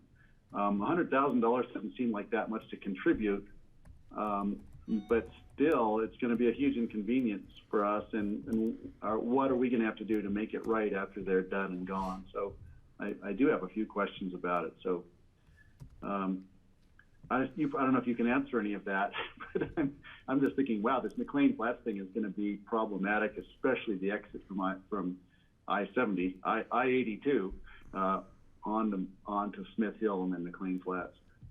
And thanks. I'll try to get those answers before second reading. I don't have all of the answers right now with regard to revegetation. CDOT has said that they would take care of any maintenance problems on McLean Flats that are derived from the detour. So that's what I know right now. I'll get more answers for second reading. And that'll be in a written agreement with them and not just a handshake. Although I trust you to get a good verbal agreement from them, I want to make sure it's written down somewhere. We'll get that. And I'll chime in. I would like us to get some counters on that road.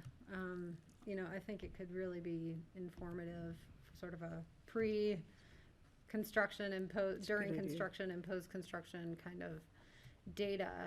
If we really do need to advocate with CDOT, like the damage is significant, the need is significant, and we can sort of point to this data to show what the use was for it. And also just sort of generally, it's interesting to me, we have so much data going over Castle Creek Bridge, but none coming from McLean Flats, you know, to figure out what's coming from Highway 82 and what's coming from McLean Flats Road to get into Aspen. Yeah, so we do, and we just don't count that. We're monitoring traffic on 82 continuously, and we count McLean Flats intermittently in the summer and in the winter. So we know on average what kind of traffic we have on that road. But anyway, just so we know that. So it sounds like, can I ask you a question? Francie, go ahead. Yep. So it sounds like you're assuming that everybody's going to wait until they get up to that, Smith Hill? Yeah, what's it called? Smith Hill. Yeah. Well, I mean, don't you think people are going to be turning off way down valley? At Jerboz, is it Jerboz? Yeah, like Gerbaz and even Snowmass, and I think they're going to be turning. I think all of those roads are going to be significantly impacted. Mm-hmm. Do you, Brian? They may. I know that right now Smithway is the predominant use. At any given morning, you'll see 10 to 20 cars backed up, turning left onto Smithway to use that detour. You don't see that at Jerboz Way. So I think that's fast enough to go to Smithway and sit in line a little bit rather than get off at Jerboz and meander through Woody Something Creek. to keep an eye on, though. But it's something to be aware of. Yeah. It's another route. When I was coming in this morning, there was quite a backup at Smithway, that's what it's called. And in fact, somebody who was traveling at 60 miles an hour right in front of me in the left lane suddenly decided to turn there, but there was nowhere to turn to because there were cars backed up. And I had to swerve pretty drastically. Unfortunately, nobody was in the right lane to avoid him because he came to a complete stop in the left lane there.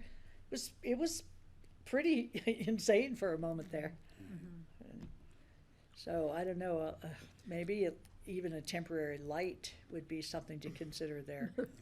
So just as an aside, CDOT is looking at that intersection in the accident data to determine if there is a warrant study necessary to see if a signal ought to be placed on that intersection. So that's going on right now, and we're part of that procedure. And Brian, how many times have we done that? We've done it a few times. We've looked at that intersection over and over again, made changes, made new changes, made different changes, extended turn lanes, extended acceleration, deceleration lanes. It's tricky because the main problem is people go too fast and they aren't paying attention. And that's, you can see that at any intersection, any stretch of Highway 82. And that's, I don't know how we can save lives by telling people to take responsibility for their actions on the highway. The Emma Caucus, Pierre, the head of the Emma Caucus, was talking to me about trying to access 82 from Emma now and how it's just almost impossible. It's scary. Yeah. I heard that. Okay. Other questions for Brian on this IGA? All right, if not, I'll look for a motion. I will make a motion, believe it or not, about a roundabout. Second. I'm going to make a motion to approve a resolution approving an intergovernmental agreement with the Colorado Department of Transportation to complete reconstruction of the Maroon Creek roundabout. Thank you, Brian. I heard a second from Greg. Any further discussion? Seeing none, all in favor, please say aye. Aye. Aye. Okay. Thank you all. And Brian is here for our next agenda item, which is a resolution of the BOCC acting as ex officio Board of Directors for Redstone Ranch Acres, approving the submission to the electorate of the Redstone Ranch Acres Road General Improvement District, a ballot question to increase property taxes for the purpose of road maintenance and capital improvement. That one's a mouthful. Wow. Yeah. Brian. Great, Hey. thank you. We just talked about this yesterday, but I will just do a short presentation. Francie, this is in your district, and as we talked about yesterday, Redstone Ranch Acres is the second left as you're heading south on 133 past Redstone, and it's a subdivision that had 4 phases of construction, 1960, 1964, 68, and then in the early 70s. So it's been around a long time, and as I said previously, that probably wouldn't have been approved today. You did talk to me about it on Prince Creek Road that day. Right. So I'm pretty familiar with what this Great. is. Great. So back in the day, these roads were dedicated as public. The county never accepted them for maintenance. So a GID was formed in 1982 that Redstone Ranch Acres would tax themselves and provide road maintenance for their area. It's about 2.1 miles of road up there.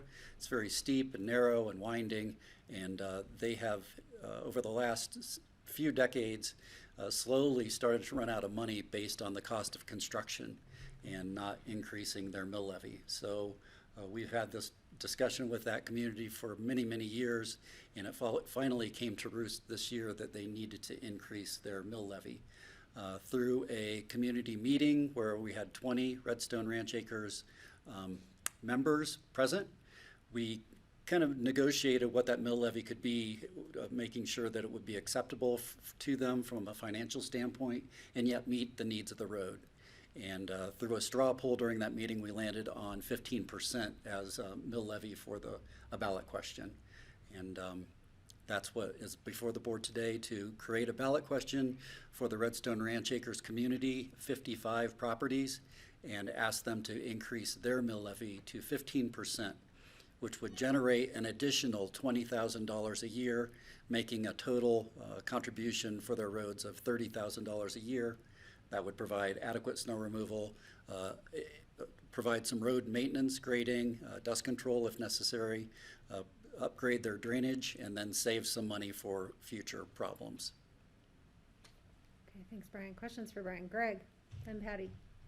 Yeah, Brian. yeah, Brian, thanks. It sounds as if they're on board with this, or at least the active members of the Redstone Ranch Acres are on board with this. Do we normally advocate for something like this? Would we encourage them to vote yes publicly, or is there anyone else out there who's going to be explaining it to perhaps those residents that weren't paying attention? Because when they see it going from 5 to 15 mils, they may, they raise some eyebrows. So I'm just thinking, does this require a sales pitch, and are we participating in that, or should we, or could we? Once the board ratifies this resolution, which I assume you will, certainly we'll reach out to that community again. We have an active mailing list, email list, and we'll let them know that it will be on the ballot. I will be writing a pro statement that will be included in the ballot information that goes to them. So I think most of the people won't be caught off guard by this, and there is support in the community for it. But And beyond that, Greg, staff really isn't able to participate beyond what Brian's laid out because of various rules and laws, right?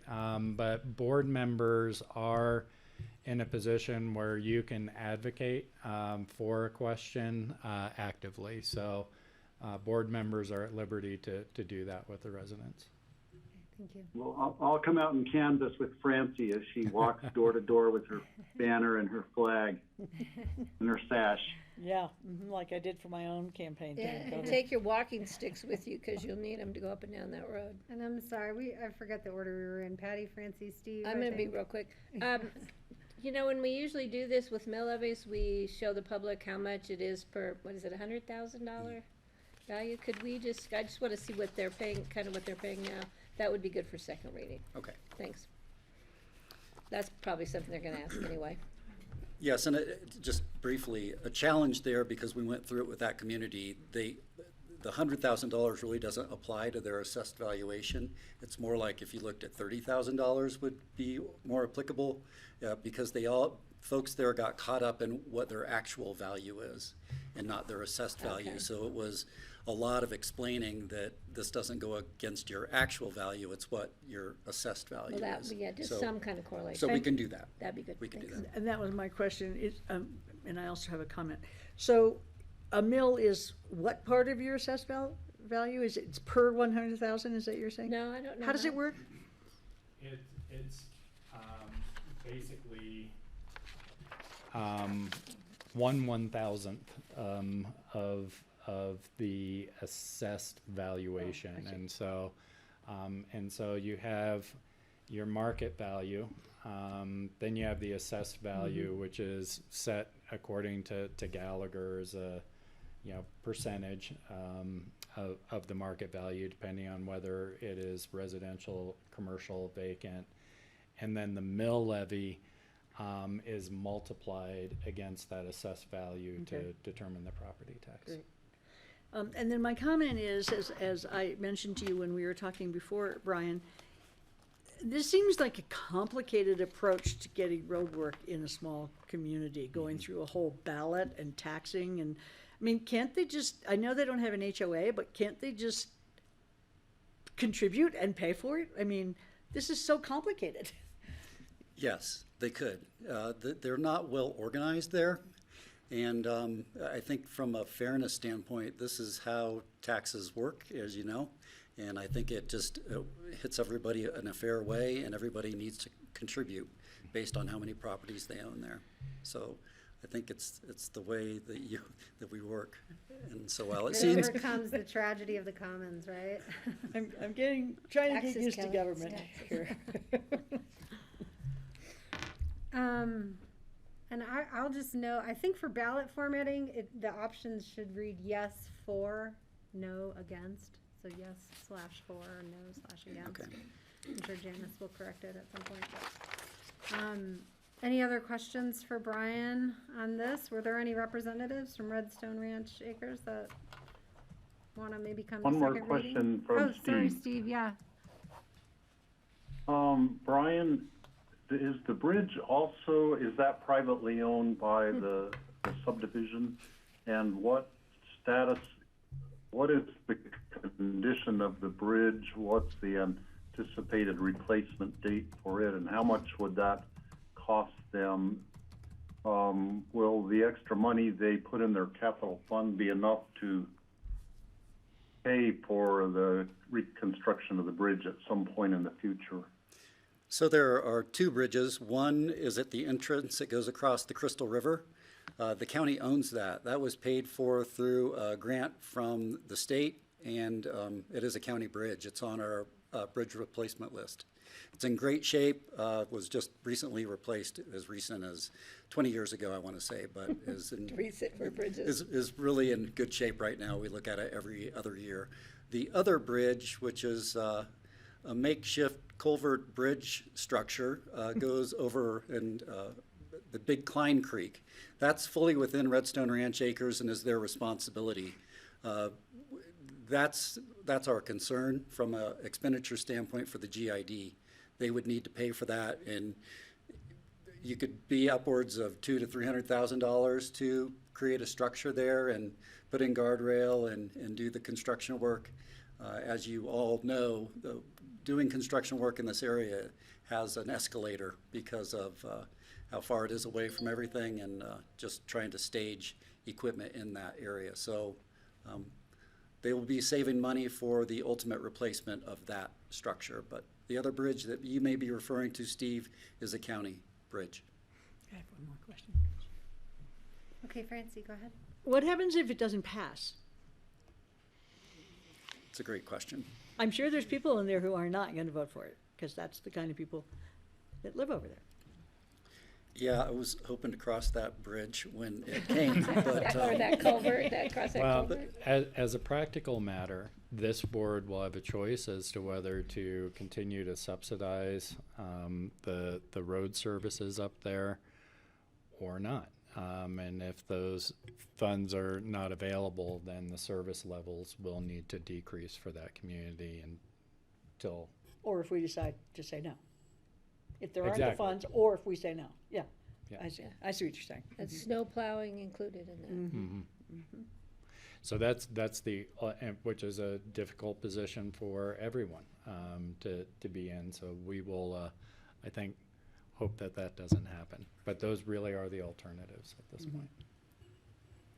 Thank you. Not so difficult for me. I pay quite a bit for road maintenance on Stark Mesa. It would not be a hard decision for me. All right, other questions for Brian? If not, I'll look for a motion to pass on first reading set for public hearing. I'll make the motion. I'm not That's going to good. read the whole title, Sure. but it's to put the ballot question. I'll second it. Okay, thank you, Patty, thank you, Francie. So this will come back to us at second reading. We welcome any folks from Redstone Ranch Acres if they wish to attend that public hearing on August 11th. And any further discussion? Seeing none, all in favor, whoops, Steve, Greg, go ahead.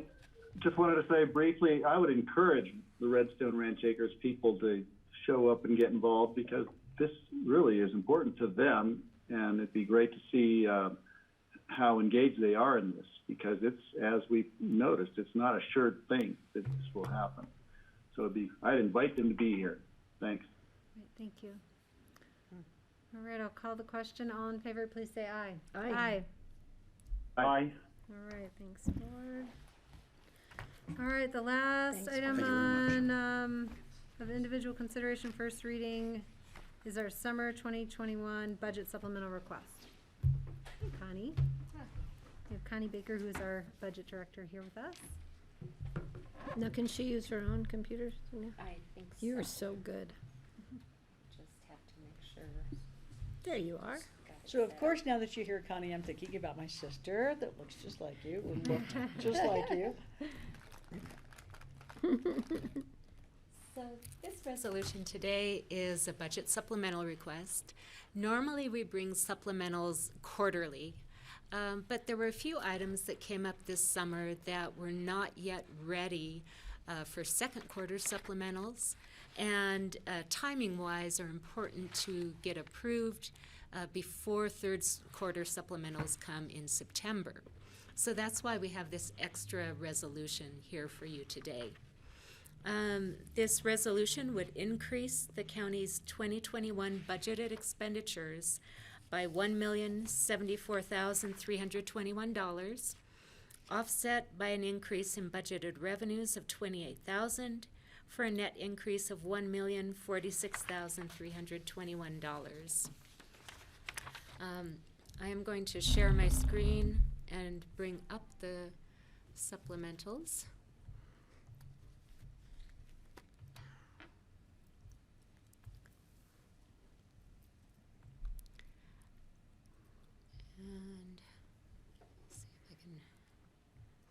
move things to where I can actually navigate.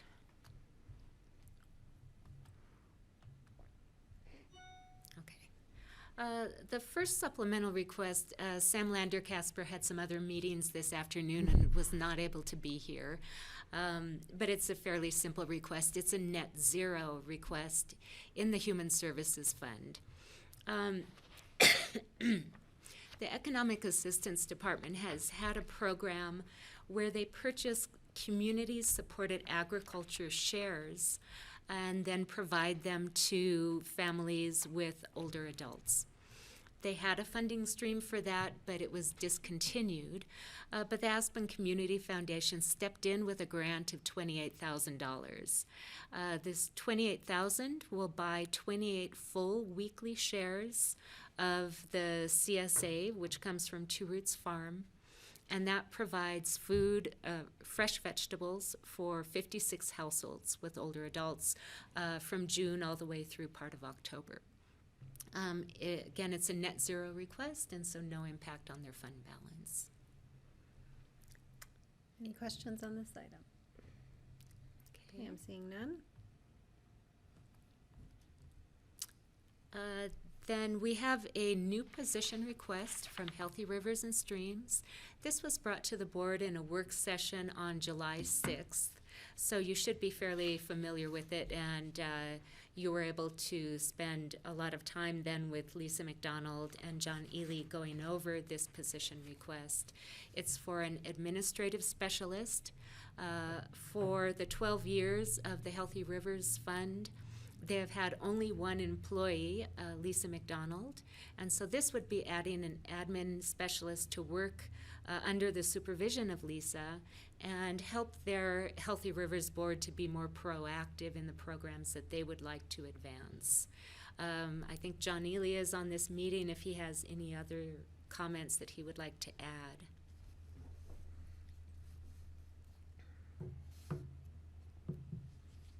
I don't see him joining us. Are there questions about this position?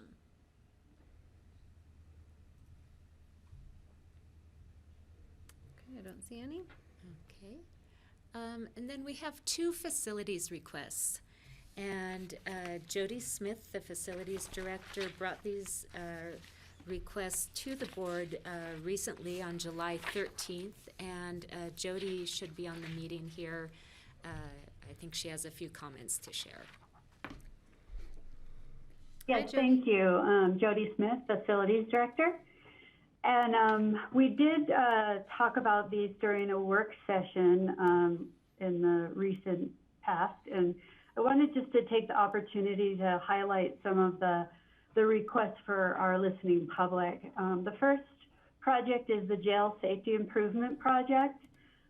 This building was built over 30 years ago, and it is a 40-hour-a-week, 24/7 operation, and has a lot of use.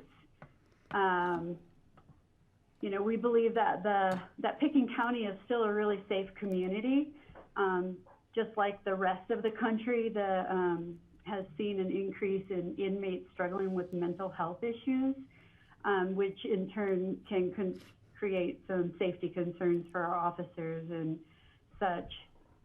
In 2020, we did 2 separate professional assessments of the jail, just to look at our current conditions and what we could improve. Both of those assessments were completed and categorized into 4 different priorities. Priority 1 was critical life safety issues for building occupants. Priority 2 was issues that pose a risk to the safety and security of the facilities. Priority 3 was operational improvement, and priority 4 was long-range opportunities. We did have a $1 million budget that was approved for 2021 to address some of these issues, and we were able to kind of hone down in onto the project and focus really on priority 1 and 2, which again are the critical life safety and issues that pose a risk. So we've focused this on the intake area, the work release, booking, and medical screening and temporary holding activities. Those are the focused areas for our fix. These are just a $1.3 million Band-Aid for the next 2 to 3, 4 years until we can have a bigger plan.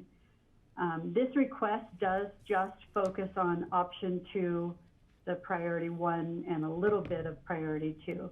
The long-range planning is focuses on 1 through 4, and that is a larger group and being led by the county manager's office and the sheriff, and that will be coming to the board in the in increments of how they're approaching that project with citizen involvement and such.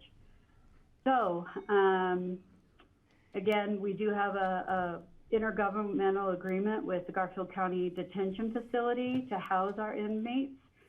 Right now, there are no holds in the jail with the exception of processing them for intake and transferring them to Garfield County. The project team and the architects were able to come up with an option 2, again, just prioritizing on 1. And that option, we believe, is the right option, but it does bring the project in at a $1.3 million total budget project. So this request today is for $300,000 to move forward with this project. And I'm happy to answer any questions. Questions for Jody on this? Francie? So this has $300 additional. We already had $1 million in there for this, correct? It's just additional? That's correct. Okay, great, thanks. Okay, I'm not seeing other questions. Thanks, Jody. I do want to add something. Oh. And one of the purposes, I think, as part of this project is to work on our work release program, bring it back to help facilitate, because it's not offered at Garfield County. And we feel that that is a really important part of rehabilitation, keeping people on the right track, and hopefully reducing recidivism for people who get out and do not have a job or any income that's been generated. So I think for me that's key. Of course, the safety of our detainees and of our jail workers, anybody who comes with the medical personnel, anybody who's coming and going from the jail is a critical issue for us. So I'm really happy to see this moving forward. That would be administering the work release. They still wouldn't be staying in the jail, correct? No, they would be. Oh, they would. They'd stay there. They wouldn't go back down to Garfield after work. They'd stay up we would here. house them. Yeah, so with the safety improvements, we would be housing our work release clients up here. Oh, I thought the last time we talked on this, they'd said there wasn't going to be any overnight staying except for, but that's great. I'm glad to hear that. Yeah, we're going to focus that. And then Yeah, we are. Go ahead, Jody. We are sorry. phasing the construction so that we can open work release sooner if possible. And we are in for permitting on this project, and so we expect the permit to be turned around in about 20 weeks. They're quite backed up with all the construction going on, but as soon as that is released, we will get started. 20 weeks. Wow. Thanks, Jody. Patty? Is there any way we can appeal to the city because it's a safety issue and it's because it's good for both their constituents to see if we can move this permitting process forward faster? We can certainly make the ask. I think that's something worth asking. Yeah, 5 months is a long time. We need to get this work release program turned around, and we also need to make sure that the people working in the jail for those people who are coming and going for a short period of time are safe. Who Greg. does that? Do you do that, John? I'll come with you if you want. Yeah, I think that's a great idea, Patty. If we can ask the city to expedite, that would certainly be great. I'm just struck by the very good letter from our risk manager regarding the actual cost of and the liability associated with having a jail that's not up to par. And so I certainly am in favor of this. Also, while I'm on the topic, I love that the CSA for the seniors is going through and that's been successful. And we're providing local healthy nutrition for seniors. I think that's just the best. Thanks, Greg. All right, any other comments or questions on the jail supplemental? Okay, let's keep going. All right, the next one is the renovation of 123 Emma Road. This is at River Park Center. This is a one-time adjustment. River Park Center is also known as the Stubbies Building or Subways, Mountain Family Health. It is a county-owned building and we lease space to those entities. The board approved budget for the 123 renovation in the amount of $1.2 million. We did have a mid-year project update to ensure that we're maximizing our flexibility and energy efficiencies in the building. We've designed both suites to limit the build out of just the exterior walls, restrooms, meeting room, and closet utilities. And then the remainder of that space remains extremely flexible with just furnishings, whether it's a wall system or furniture. All of that can easily be modified so that we can use that space for anything we want in the future, whether it be for public health as it's designated now versus touchdown spaces, or it could be DMV or the clerk's. It can be anything we want, and we could even rent it out or lease it out if we needed to in the future. So that was our goal, was to make it as flexible as possible. The renovation does focus on Suite 102, which is the former Hope Palace, and that is turning into offices. And then Suite 201 is upstairs, and we used to call that Connect 1 and then Health 1. And that has 5 touchdown spaces and a meeting room with an exterior access and internal access. So it will be extremely flexible for the future as well. And then we do have some safety upgrades that we needed to take care of on the site, which is we need to vacate the existing grease trap that Hope Palace used to use, and then we have severe drainage issues in the back parking lot. So due to inflation and higher material costs, construction equipment, we've exceeded our budget.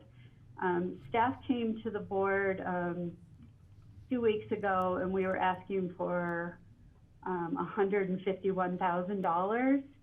It turned out we had a little more money in the budget than that we could reallocate. So the ask today is $66,668 to be able to complete this project. That also gives us money to ensure that we can connect the generator, which was left out of scope. So that will allow that to be a emergency center Mid-Valley in our future. Again, that flexibility. So I'm here to answer any questions you may have. But already look at I'm zooming from now on, guys. I'm gonna zoom with my video. Looked right with at my Patty. video. Oh, Greg's got something. Let's take Greg, Patty and then off I'll go. I'll let Greg go Right, first. yeah. I guess the questions, I don't really have any questions. We've gone through this, so I understand it. I did want to point out just some of the way your description is interesting to me. It's a little telling. There's one line in there that I have to point out. It says, all plumbing and cooling equipment are electric. And maybe there is electric plumbing out there, but I think that sounds kind of bizarre. It sounds like kind of dangerous. And the thing is, the point's taken that it's going to be really expensive to modify the building electrical system to bring it on electric and actually put in electric heat systems as we try to electrify as part of the getting off gas. We've discussed that. My guess is at some point we're probably going to be running the power to that building if we're going to be electrifying.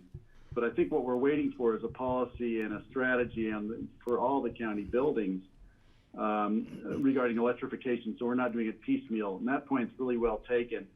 I guess my concern is how many more buildings are we going to do before we get to that point where we have that strategy in place, and what next is going to come to us where we've got to put a legacy gas system in, knowing full well that somewhere down the road, hopefully sooner, we'll be electrifying.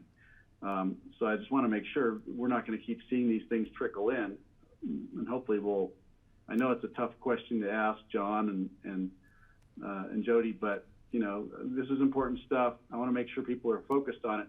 So when you describe these things, it would be good to maybe just to give a reference. It keeps our eyes on the prize, and I wouldn't mind seeing a little comment about our climate action plan in these descriptions as well, so we understand how focused you are on it. Thank you. Yeah. Very good. Thank you for bringing that up. Let me first address your electrified plumbing concern, and yes, I can word that better. We do have Insta-Hot Water, so any of our hot water has an Insta-Hot under the sink, which is electric, instead of having a big hot water tank that's heating when we don't need it. Well, that's huge, by the way, Jody. That is actually an important thing to talk about. So I think that's great. Thank you. Yes. So, and I would say I am working on the 10-year capital plan right now. And as I've been touching each one of the building plans and HVAC systems and or plumbing, really looking at what we can postpone another year or two pending this big study that community development and Zachary are working on, because we do want to do a holistic thought on that. There are a couple of small ones that we are limping along on. So for instance, the jail, the rooftop unit is way over life. It is gas.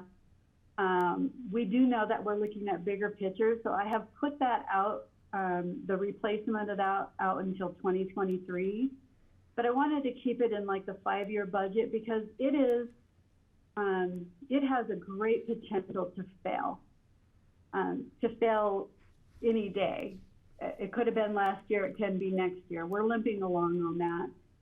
So really looking at that and seeing where we can, be prepared in case we do have a failure and not be reactive to it. And then the other one, we have 2 out at Health and Human Services. One is already electrified. It is, and so I did put that one as a replacement for 2022, but 2023 or 2024 in the out years for the other one, and our facilities operations manager believes that we can keep those limping along. So we're really looking at it each year and knowing that there's going to be a strategy and a policy and a plan in the future. Great, thank you. I really do appreciate that, and it's so helpful. And I'm glad to see you're focused on it and you're being strategic about it.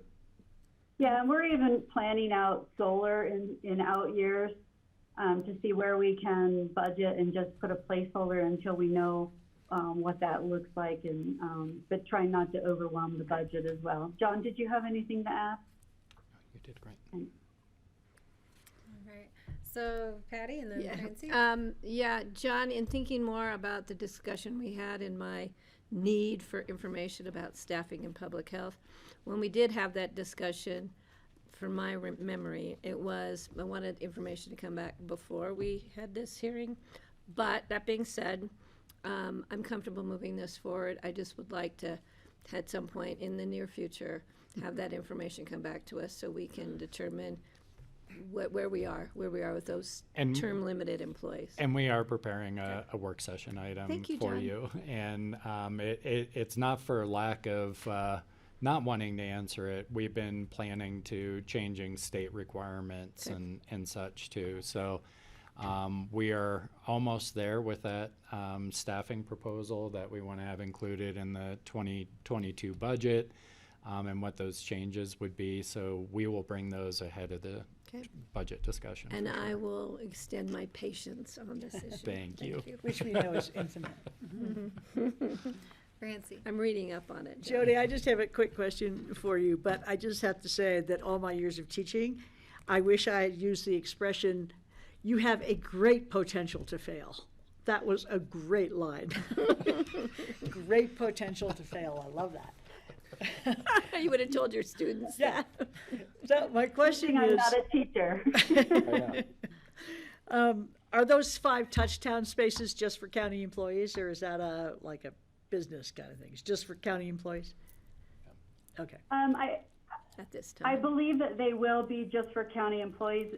This project won't be done until November 30th, and then that's when we would move people in. And so I think we have some time for public health and John to present to you staffing. We can then right size. We can open that up. I think we have time to make some real decisions on that space. We just know we've built it out for the flexibility, knowing that we're losing the 4 touchdown spaces that we had at Southside, to my knowledge at this point, which, are pretty desirable spaces. So that's my thought. Okay, any other questions on this budget supplemental?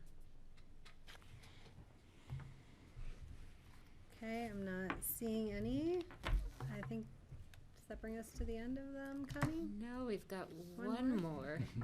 And this is the item that we presented in a work session yesterday, which is reinstituting the 2021 wage increase for employees, which, excuse me, is 5% and would be effective as of August 15th, hitting payroll in the first payroll of September. And you saw this in yesterday's presentation. It shows the cost per fund, and the total overall included in the budget resolution is just shy of $641,000. Thank you.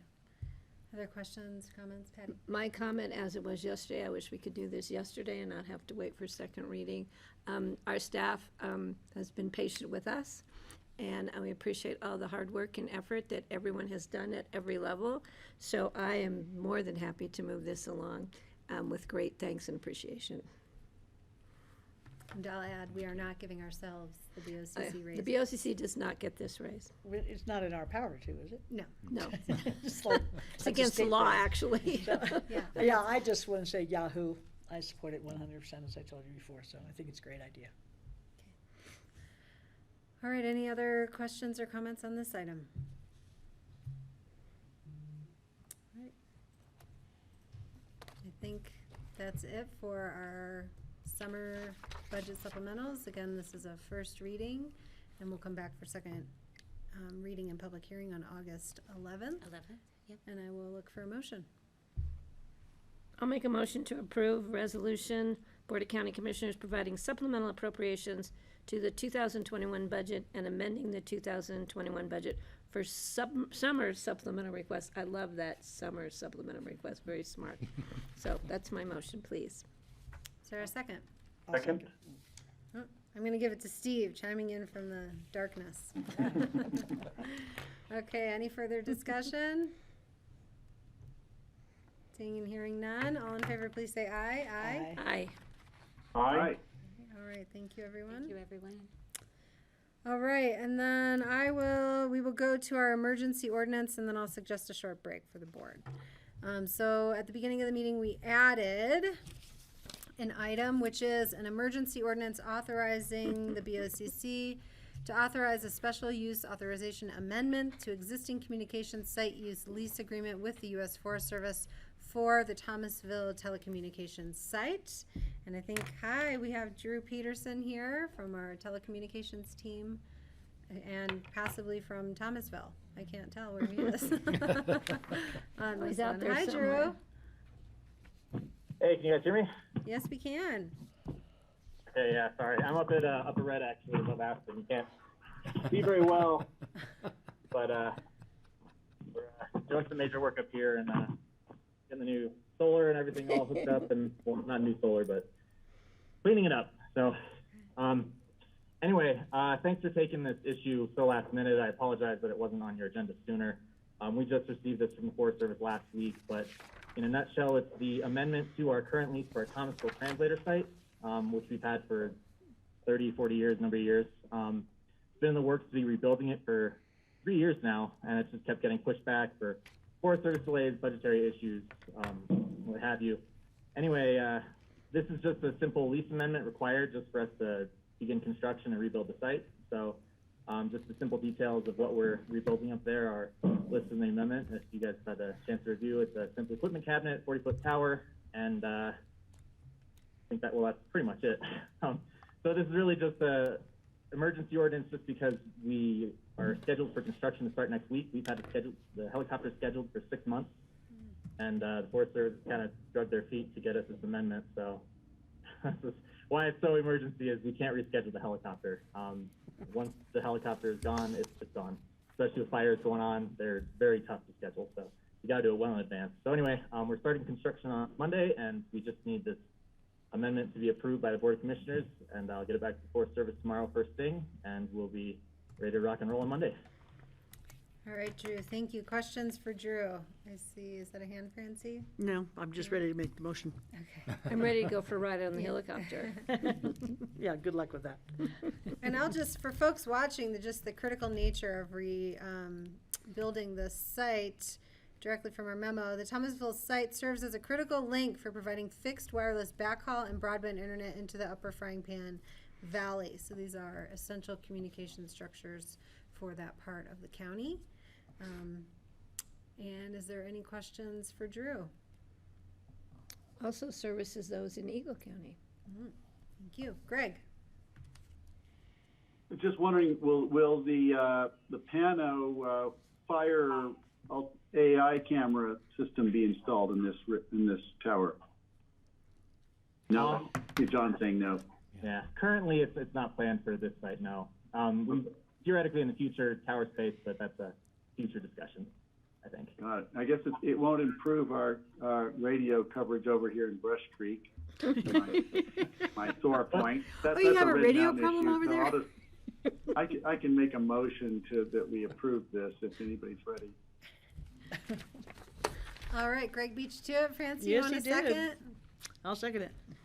Okay, we got a motion and a second on this emergency ordinance. This will come back for confirmatory reading on August 11th, but we'll allow the work to proceed in the interim. Any further discussion? Patty? No, I got something after this. Okay. Anyone else? Okay, seeing none, all in favor, please say aye. Aye. Aye. Aye. Before we take a break, do we All have right, someone thank who's you, been Drew. waiting patiently? Are you Everybody. ready for the Good next luck with item? your work. Yeah, Oh, yes, okay. Regarding the IGA, oh, sure, yeah. Okay, we do have a representative from City of Aspen here, so we'll move forward on our first public hearing and then we'll take a break. Okay, great. No, we're so glad. I'm so glad you came back. I figured this is what you were here for. and I was really I see your smiling face over there.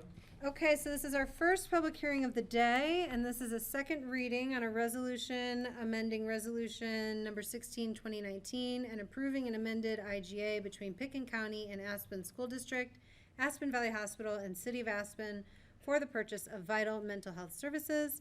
And we have Chelsea, is it Carnuali? Did I say that right?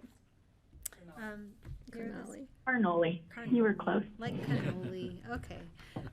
Well, great. Nice to see you, Chelsea. If you want to go ahead and then, do you want to introduce yourself here in the room? Linda Consuelo with the Aspen Police Department. And just very involved with this IJA and just very supportive of it. So just here to support Chelsea on this and answer any questions that you guys might have for us. Perfect, thank you. So nice to meet you in person. We've been over email in the past, so. Yes. All right, Chelsea, go, take it away. Thank you. Hello, commissioners. I'm Chelsea Carnoli. As Commissioner McNichols said, Pickens County Public Health Mental Health Analyst. And I'm also here with my supervisor, Larissa Dandino. And as mentioned, we are here to get approval from the commissioners for the Vital Mental Health Services IGA. And a brief description, this IGA it came to life after a 2017 regional needs assessment showed mental health as a top concern for our area. After this, the city of Aspen, as represented by the police department, Aspen Valley Hospital, the Aspen School District, and the county came together, collected funds, and agreed to use those funds toward mental health programming, which we have been successful in managing and even growing since then. Today, we come before the Board of County Commissioners in hopes of renewing this IGA, as well as getting approval for a few revisions, which include solidifying the use and holding of excess funds from this IGA, as well as changing our renewal expectations to be consensus on an annual basis within our funding group, and to come to the board only when there are revisions needed. Okay, are there questions for Chelsea or Linda? Greg. Great. Thanks, Chelsea and Linda. Great to see you there. Wherever you are, great to see you. So, John, just on the construction of the IGA, it sounds like, the form is changing. It seems like it'll be streamlined somewhat. Is this a fairly common thing to do with an IGA? Or we're not going to see it as often, is what I understand. And is that okay? Yeah, and are you asking me or John Ely? I'm not sure which John we're on here. That's a problem with us. Yes. So the document has been reviewed. This is an agreement that has been in place for some time now, and you may recall when we first did this IGA in 2017, there was a lot of community interest and concern around it, and so we did bring the IGA back on a more regular basis. This program and this partnership, and also the partners wanted to understand how the agreement was working and whether we needed to amend this relationship was part of the reason we brought it back with such frequency. I think now we're feeling a much higher comfort level with how we're proceeding and how we're partnering, and are ready to make this more of our regular part of our relationship, which is really what's reflected, I think, Greg, in this change. So yes, it's perfectly acceptable, and also up to the board and our partners how often we want to bring it back. Great. I appreciate that, and just want to say I do recall the original concerns and just the establishing the trust relationships, and it's great to hear that that's happened, especially with what we've gone through in the last year and what we're facing ahead with fallout from the pandemic and all that. So I'm enthusiastic about this. Thanks. Thanks, Greg. Patty. Yeah, and the other partners have it moved through the city of Aspen, I believe, already, and the school district, we don't know, hospital board. Where do we stand in line as to Chelsea, you may be able to answer that question. Certainly. Yes, we did have input from all of our partners. Within that key funding group, we met several times, as well as exchanged several emails to make sure that everyone within the group was in agreement to the terms and what we're proposing here today. Okay, so we're kind of the last step. No, you're first approving it here, and then it's going to the partners. Then it'll go to the Because partners. you Okay. hold the IGA, so basically you're taking care of the funds, Thank so- you. Mhm. Yeah. So we get to move it forward first, okay? Yeah, so just a. You're first. And thank you for that, Linda. Just a reminder for the board, that we are the fiscal agent, basically, for this agreement. And so we are, the administrative body taking in, the funds and expending those funds and employing folks like, Chelsea to, help us, oversee the program. The partners then are contributing into that with a financial commitment. So we're the starting point on that. Great. Yep. Perfect. Any other questions before I open the public hearing? Okay, I'm seeing none. I'm gonna go ahead and open the public hearing on this IGA. If any folks are watching from home and wish to call in, we are discussing the resolution and IGA agreement between Pickens County, Aspen School District, Aspen Valley Hospital, and City of Aspen for the purchase of vital mental health services. And I will give it a few seconds for anyone to join.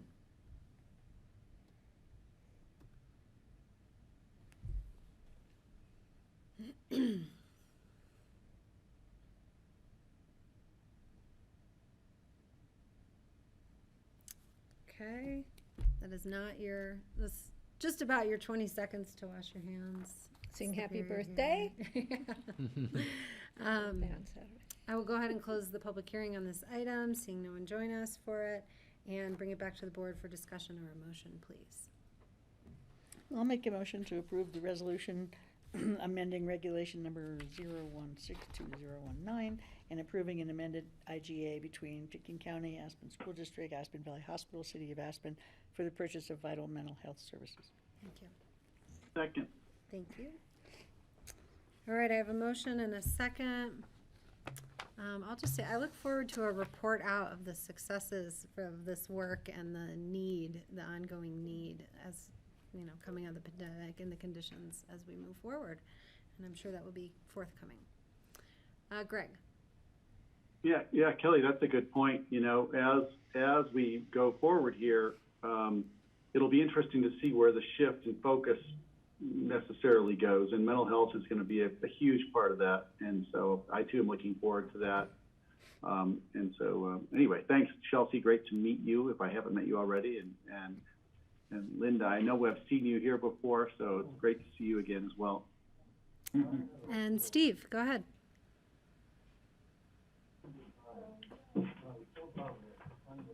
One thing I'm curious about is how our efforts here compare to other communities across the country and across the state. I think we're doing very well here in terms of dealing with mental health issues compared to some other places, but and I don't necessarily need to know an answer now, but I would, you know, that's a question that I'm always curious. How are we doing compared to other communities? And I know that we scored very high on the U.S. News and World Report for healthiest counties in the United States, which would include mental health issues. So I think we probably scored high on that, but maybe that's something at a future Let's fill in the Steve update. is joining us from Alaska, where he has spotty service. All right, sorry, Steve, I think we've lost you, so we're gonna go ahead and move on. But hopefully you'll be able to engage in a vote. So with that, I'm gonna call the question. All in favor, please say aye. Aye. Thank you. Thanks, Linda, for Aye. coming over. Aye. All right, Steve, we got you on that. Thank you. All right, thank you, Chelsea. Thanks, Linda. Nice Thank you to very see much. you. Nice Yeah. to see everyone, and thank you for your support. Have a good yeah. afternoon. Yeah, you Thanks too. for your persistence. Thank you all Chelsea. so much. Yeah, Lindsay. thank We would be you. happy Thanks, to give any Larissa. presentation or update at any point. Okay, great. Thank you. Great. Take care. Thank you. All right, I could use a short break. How long would the board like to take? 10 minutes? You know, time to go outside. Okay, so we'll be back at 5 to 3. Okay, thank you. And grassroots, about 10 minutes, please. Thank you. So I've got a 4 o'clock call with Jeff. Do you think,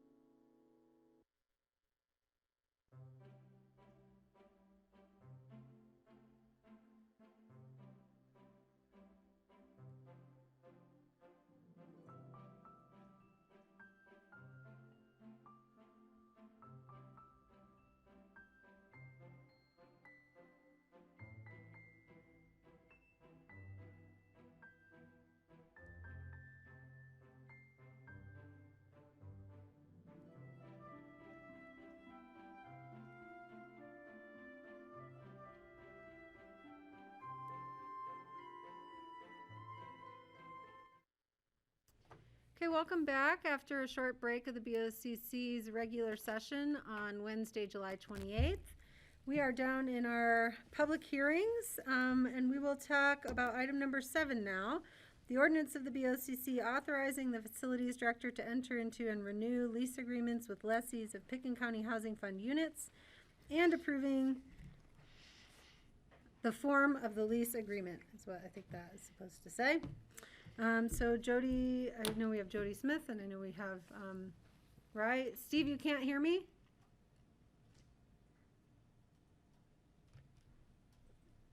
Steve is on, he's got his hand raised and he's on I know. speaker. Greg, can you hear me?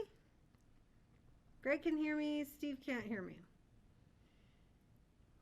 Huh. Okay, this is always fun. Steve, how am I gonna get a note to you?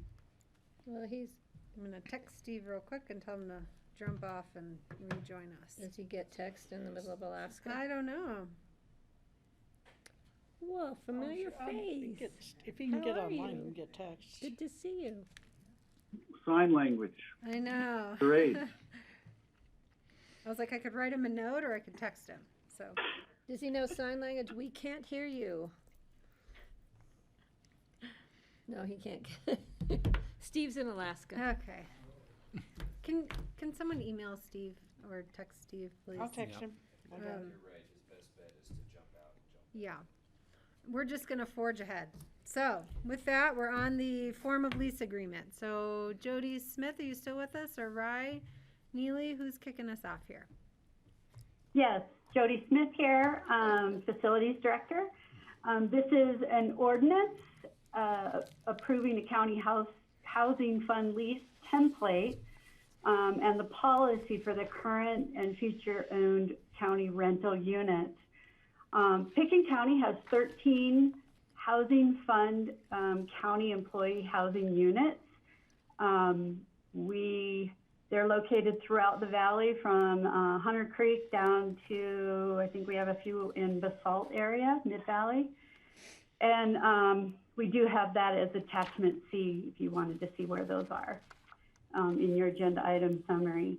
Today's meeting is to provide the board provide board input on the new housing fund lease template so that we can get approval to start using that. The county attorney's office has reviewed and approved the attached lease.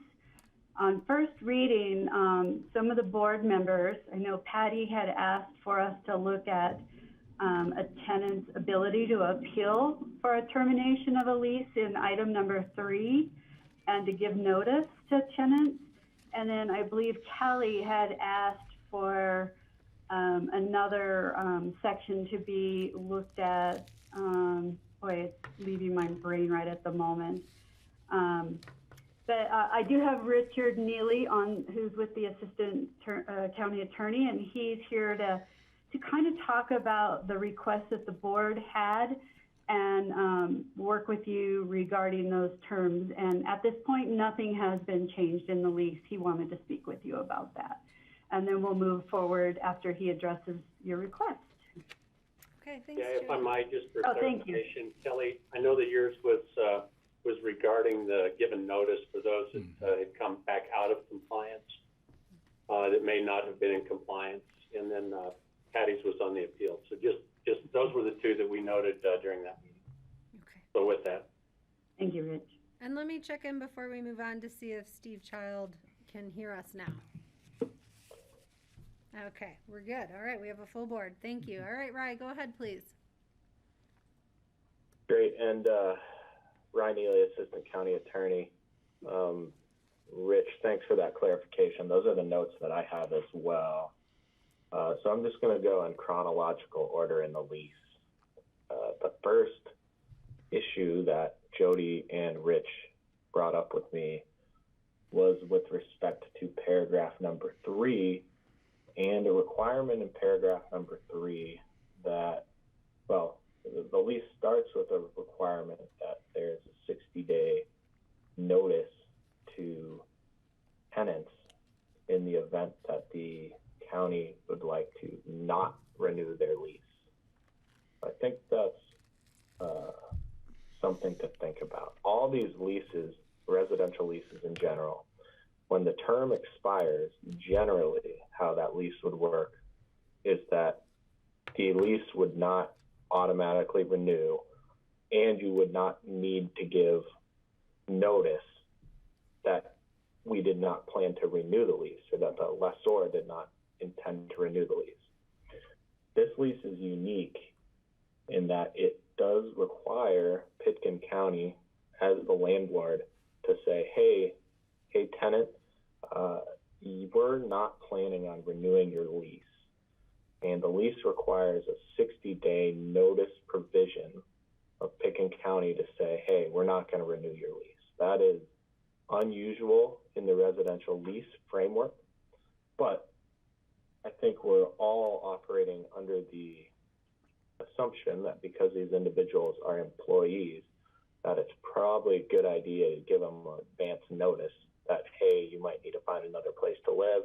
We know how hard that is in the valley. So that provision in of itself is not problematic. My understanding is that the concern that Kelly raised is that for an individual, and the way this lease currently reads is if you're currently in default at the end of the lease term, or if you have been in default during the course of the entire lease term, that the county, or I'm sorry, that you don't have to, the county doesn't have to give the 60-day lease termination language or notice. And it also, sorry, let me pull this up. And it also cancels the tenant's automatic right to renew. And the tenant's automatic right to renew is set out in this lease as the lease is essentially for 364 days, and then the lease automatically renews without any further action of the parties for another year if the county doesn't send the 60-day notice. If I'm on the wrong track here, Kelly, let me know. But I think that's your concern, is that somebody who was in default and then came back into compliance potentially still wouldn't get notice from the county that we were not planning to renew their lease. Is that correct? Yes, that's correct. Okay. I think the Let me phrase clarification it that more simply. If they're in compliance on the 60th day before, they should get notice if we're not going to renew it, is what I think. I think that, yes. And what I think all that this paragraph 3 is saying is that the tenant does not retain the ability to automatically renew. We can still either renew the lease or send the 60-day notice telling them that we're going to terminate. And I think from a practical perspective, that's what would take place. The way the lease is drafted is for a situation where somebody really either was not in compliance at some time during that last 60-day provision, like if they were on day 59, they violated the lease, and then the very last day before the lease provision is up, they're in compliance. They can arguably say, I'm in compliance on this last day, although I've been in violation for the last 45 days or something like that. So that's the way it's drafted. Obviously, I can draft it however you want. It's somewhat of a nuanced point because it's not necessarily the county still retains the right to either renew or not renew the lease. We're just talking about whether the tenant has the automatic ability to do that as opposed to the county. So how is So that that different than for someone who's been in compliance the whole time and then comes out of compliance in those last 2 months? Well, it's if they're out of compliance, I guess if they're out of compliance on the last day of the lease, that's one thing. If they're out of compliance anywhere in that last 2 months and they clean themselves up, I guess it's just a matter of retaining our flexibility to not renew the lease if we have a problem tenant. Doesn't mean we can't go ahead and renew the lease, but that is the intent of how this is drafted, is to essentially, if we have somebody that's causing ongoing issues, but they're actually in compliance on the last day of the lease, but they've been throughout the entire lease term problematic, this gives us the flexibility to say, you know what, we're not going to renew the lease. Francie has a question. Why would we withhold that information from a tenant? Why wouldn't we give them 60 days notice that we're not going to renew the lease? There's two reasons. One is, I think, from a practical perspective, you're operating at this point 13 leases. That number is probably going to increase. All those leases are going to have different starting dates and different ending dates. From an administrative perspective, I can't remember the phrase Jody used, failure is imminent or something like that, but trying to keep track of 60-day notices for each of these tenants can be a task. Oh, I see. From a practical perspective, what happens, Francie, is 2 weeks before the lease is supposed to end, I'll get an email from somebody that says, hey, we don't want to renew this person's lease.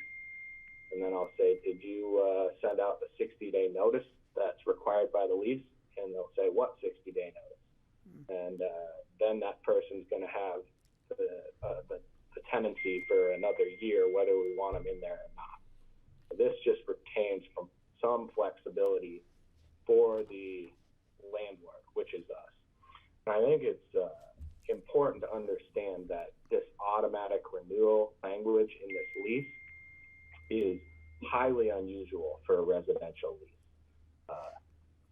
If it was any other circumstance than drafting it for employees of the county, I would never suggest granting a tenant an automatic renewal provision in a residential lease. It's just almost unheard of to have that. Usually a landlord wants to retain the ultimate flexibility on to whom and on what terms they would rent their property. This exception or this grant of a right to automatically renew is highly unusual, but I think as we discussed, we're doing it because these are potentially employees. So I think that is point. Yeah. I would also argue, though, that, we also spend time advocating for renters' rights, right, and tenants' rights. So I'm just trying to have integrity with those larger conversations as well. Yeah, and I fully understand that. Yeah. I guess, and clearly you guys can choose how you want this to read. If you want somebody that's in compliance at the end of the lease to be able to exercise that automatic renewal right, that's fine. And I can draft that very easily. From a practical perspective, the only person that this is going to become a problem with or an issue with is a problem tenant, a person that we would love to get out, and maybe we don't have the ability to do that because of this provision. But, that's, like I said, that's a choice that you all can make. Okay. So in other words, if somebody had been out of compliance for whatever reason, I don't know, Noise. not paying their rent or being too noisy or something like that, yeah, or too much trash in the yard, I don't know what, but if they were out of compliance for some reason, but then they cleaned it up and they paid their rent, we'd have to let them renew their lease for the next year? Is that the way it reads right now? No, the way it reads is the opposite. The way it reads is if somebody has been out of compliance during the term of their lease, we don't have to allow them to automatically renew. The position that I hear is being advocated for is what you said, Francie, the opposite of that. Well, and we don't have to give them notice. That's the part that bothers me. That's what's bothering Kelly. That's what's bothering me. So they've been out of compliance, they come back into a compliance, and they have no rights to know that we're not going to renew their lease in advance. So they will hit that day zero potentially, or afterwards, and be like, oh, I need to move now, So right. Other than the stated term in the lease coming to an end, that is generally how most people know a residential lease is coming to an end. Right. That's what I'm saying when there's that this is an unusual provision in a residential lease. Most people just have a residential lease that says I'm renting from July 1, 2021 to June 30, 2022, and I know that I either need to renegotiate the terms of my lease before June 30, 2022, or I need to find another place to live. That's the typical lease framework. The lease that we have right now creates privileges for county employees that would be usually not included in a normal residential lease, but it puts some conditions on those privileges. And one of those conditions is that during this provision of the lease term, you complied with all the lease provisions and were a good tenant, essentially.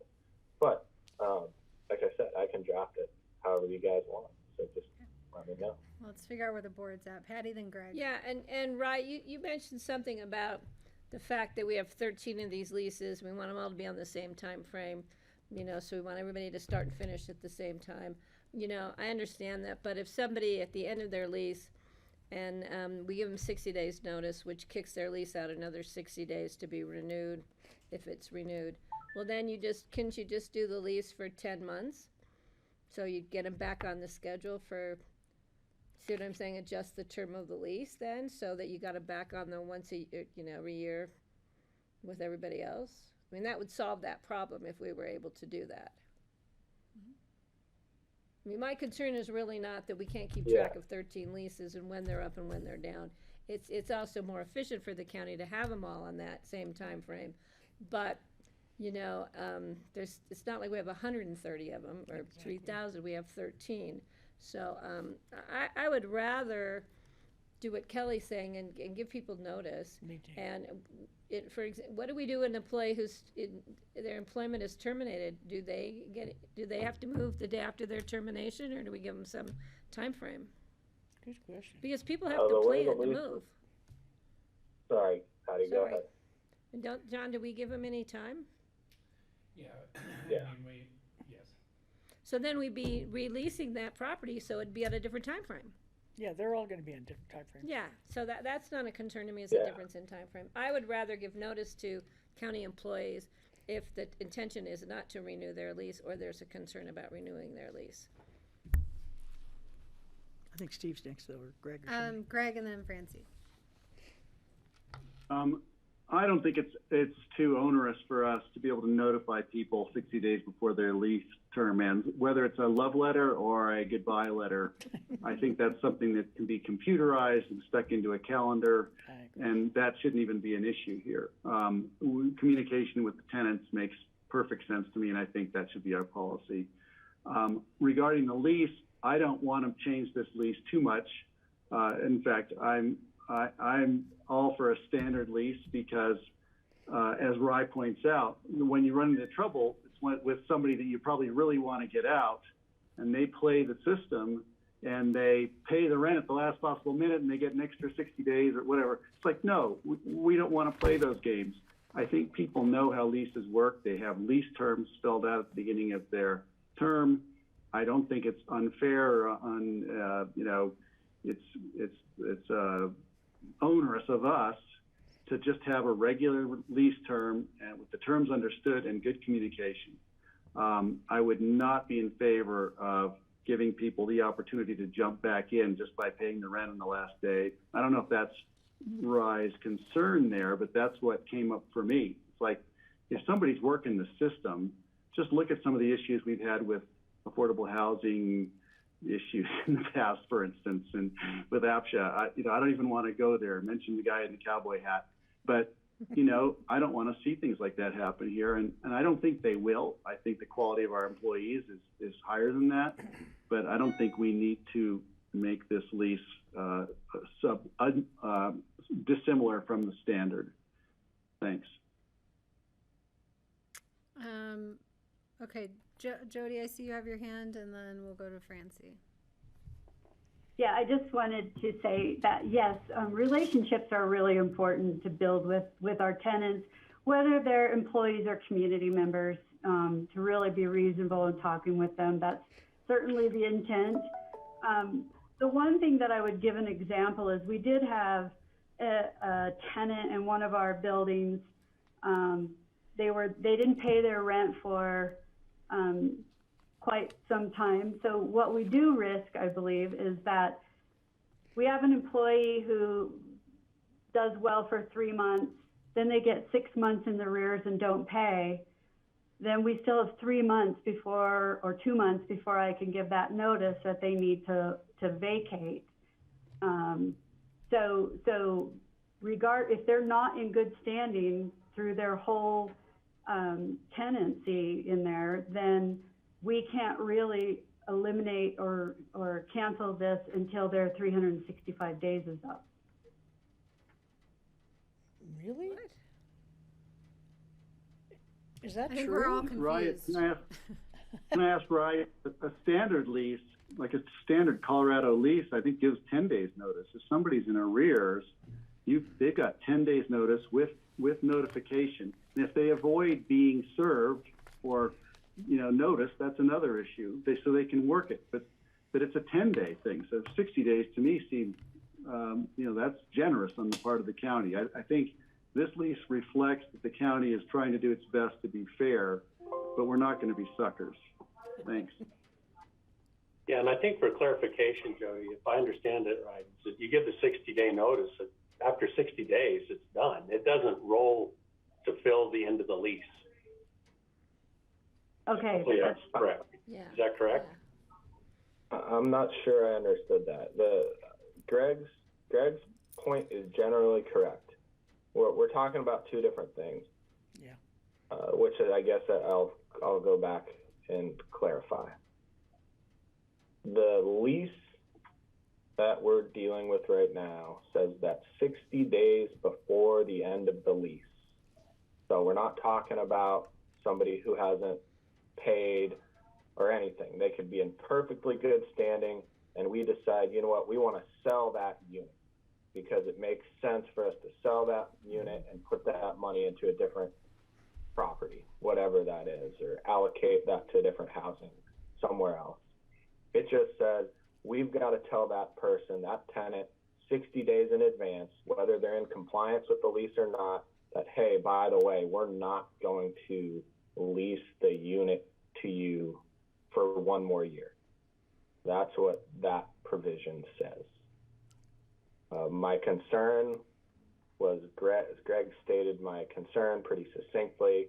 They're not in compliance, and then on the last day of the lease, they come into compliance and they exercise their ability to renew the lease for one more year, whether we want them in there or not.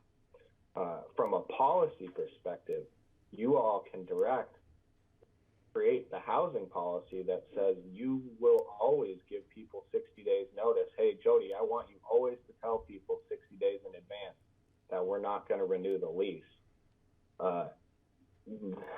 And I think that makes a lot of sense from a practical standpoint. The lease itself, though, just doesn't give that person the automatic right to renew if they don't get that 60 days. So one's a legal requirement in the lease, a contractual agreement, and the other one is a policy, employee relations type of discussion that you all can direct both of those things. But the latter is not, at least currently, memorialized in this lease. If you would like me to do that, I can do that. To Greg's second point, yes, generally for non-payment or something like that, the county can cancel a lease, or you're required to give 10 days notice before you file a lawsuit. This lease is much more generous. It requires us to give 30 days notice. So if somebody doesn't pay their rent on July 1st, we've got to send them notice 30 days before we take any action to try and remove that person from the lease. And that comes, I was going to discuss that more with what I understood Patty's point to be about having some kind of an appeal right in the event that there's a default under the lease. So if you want to stick with this issue for a second before we move on, I will. Yeah. Wait. And I'm going to just jump in. I think Greg said my concern probably most clearly. I don't want the county to be obligated into a relationship that doesn't serve the county well. But I think everybody should get 60 days notice if we know we're not going to don't want to renew their lease. Like, I just don't see why we wouldn't do that. I don't see why somebody who, regardless of how they acted, isn't entitled to that notice. So that's where my concern is. So, Francie. Well, I wonder how onerous it would be, Jody, to have an automatic reminder come up on your calendar that this person's lease is up in 60 days. So you contact that person and say, are you wanting to renew? And if so, blah, blah, blah, or we are not going to renew. I mean, so that there's contact 2 months before the end of those 13 leases. That doesn't, to me, it doesn't sound too onerous, but maybe I'm wrong. Kelly, have a Sorry, Patty, yeah. Yeah, I agree with Francie on that, but the other thing is if they're in arrears, you automatically give them 30 days, and then, so that's kind of a different case scenario. If they don't Yeah. pay, then you still have the right to terminate their lease. And I So think this 30 is- days is way more Yeah, humane so than this 10. is different than renewing your lease at the end of your Yeah. year. So, I think notifying people, your lease will be up, blah, blah, blah. I think that's perfect. It gives everybody a heads up. Yeah. One way or the other. Yeah.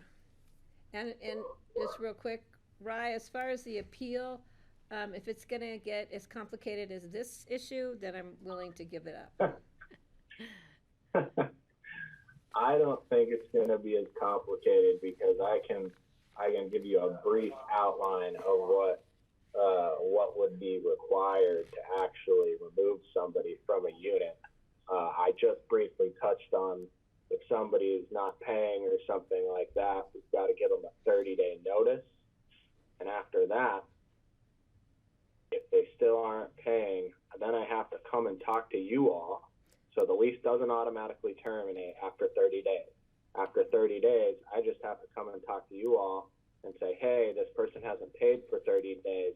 Do you want me to file a lawsuit to get them out of the unit? Then you will have a chance to review that decision that was made, and it usually would be a non-payment thing.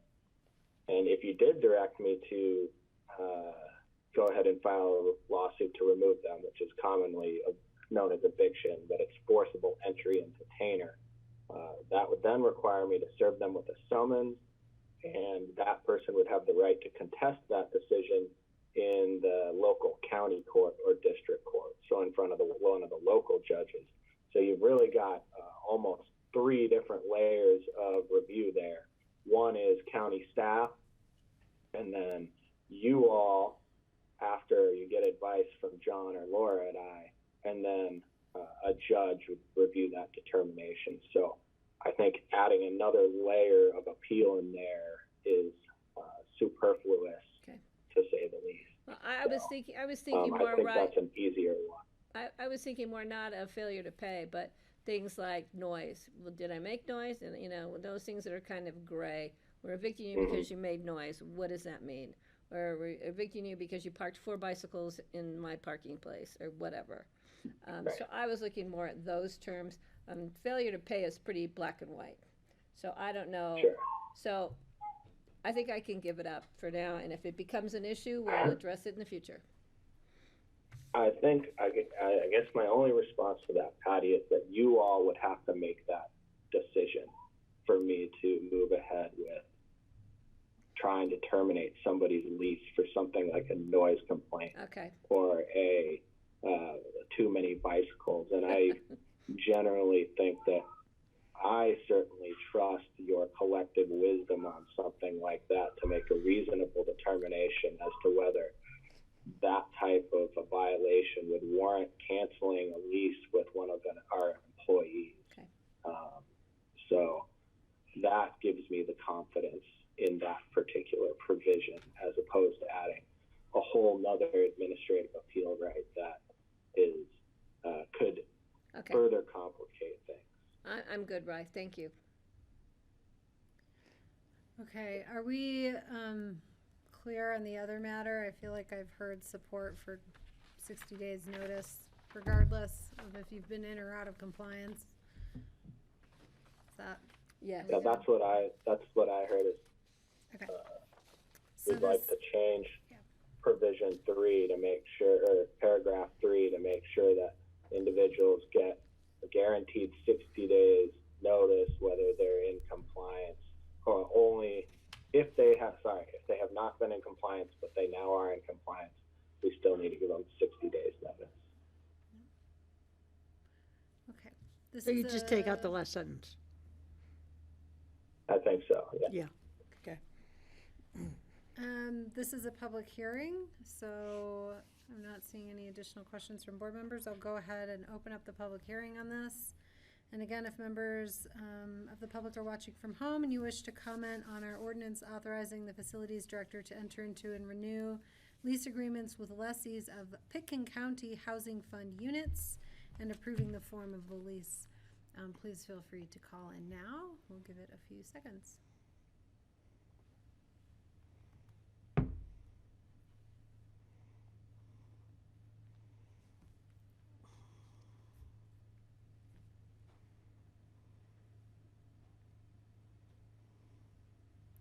Okay, I'll go ahead and close the public hearing, seeing no one's called in, and bring it back to the board for a motion or further discussion. What would the motion You would move the ordinance as amended. as amended? Oh, I see. Okay. I'll make a motion to approve the ordinance as amended. Thank you, Francie. Second. I'll give it to Steve. Thank you, Steve. Any further discussion? Seeing none? Oh, Steve, did you have any further discussion? No? Okay, all in favor, please say aye. Aye. Aye? Aye. I was just gonna ask Ride, next time he does this, he should insert a clause about amplified banjo and bagpipes. You know, I just think we should make a rule now. And Kelly, if I could just make one more comment. I am, as you know, we did this with the Phillips Trailer Park, mobile home park. Now we're doing this with the general fund, or excuse me, the housing fund leases. And in the near future, I will be coming back to you with the airport lease template. I'm not sure if we can use this one or not. And also their policy and how they're selecting their employee housing units. Just wanted to give you a heads up that we're really trying to clean up and encompass all of the housing units and their management and policies and selection. So we'll see you in the near future. Thank you. And before you go, I know you're here with us on our last item, here number 8, ordinance, not our last item, our last second reading, which is an ordinance of the BOCC approving space number 20 lease at the Phillips Mobile Home Park. You're muted, please, Jody. Thank you. We have 35 mobile home spaces and 4 cabins at the Phillips Mobile Home Park. And part of the approval process for the ordinance for leases did not give the facilities director authority to sign on the leases. So every one of those, any new leases are required to come to you for approval. We can certainly come back and change that if the board is comfortable with that in the future, but until that happens, we're just bringing each new lease with to the board. So this is space number 20. They've recently purchased the unit. They're leasing our space, and per code, we're asking for approval per ordinance. All right, any questions for Jody on this?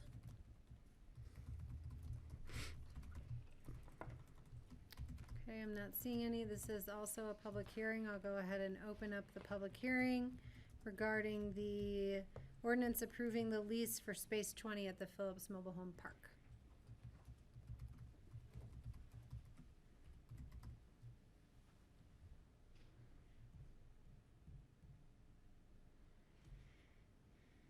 Is Heather part of your team? I thought so.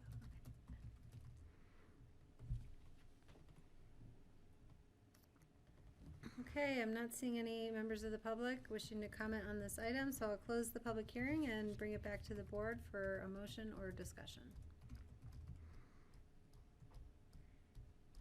All right, I'll move the ordinance of the BOCC approving space number 20 lease at the Phillips Mobile Home Park.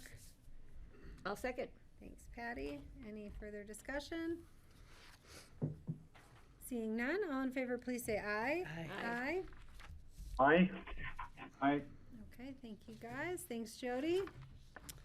All right, and we are moving on to our land use public hearings.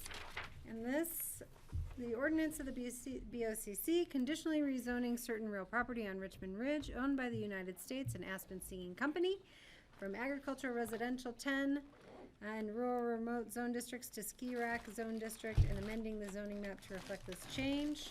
This has been continued most recently from April of this year.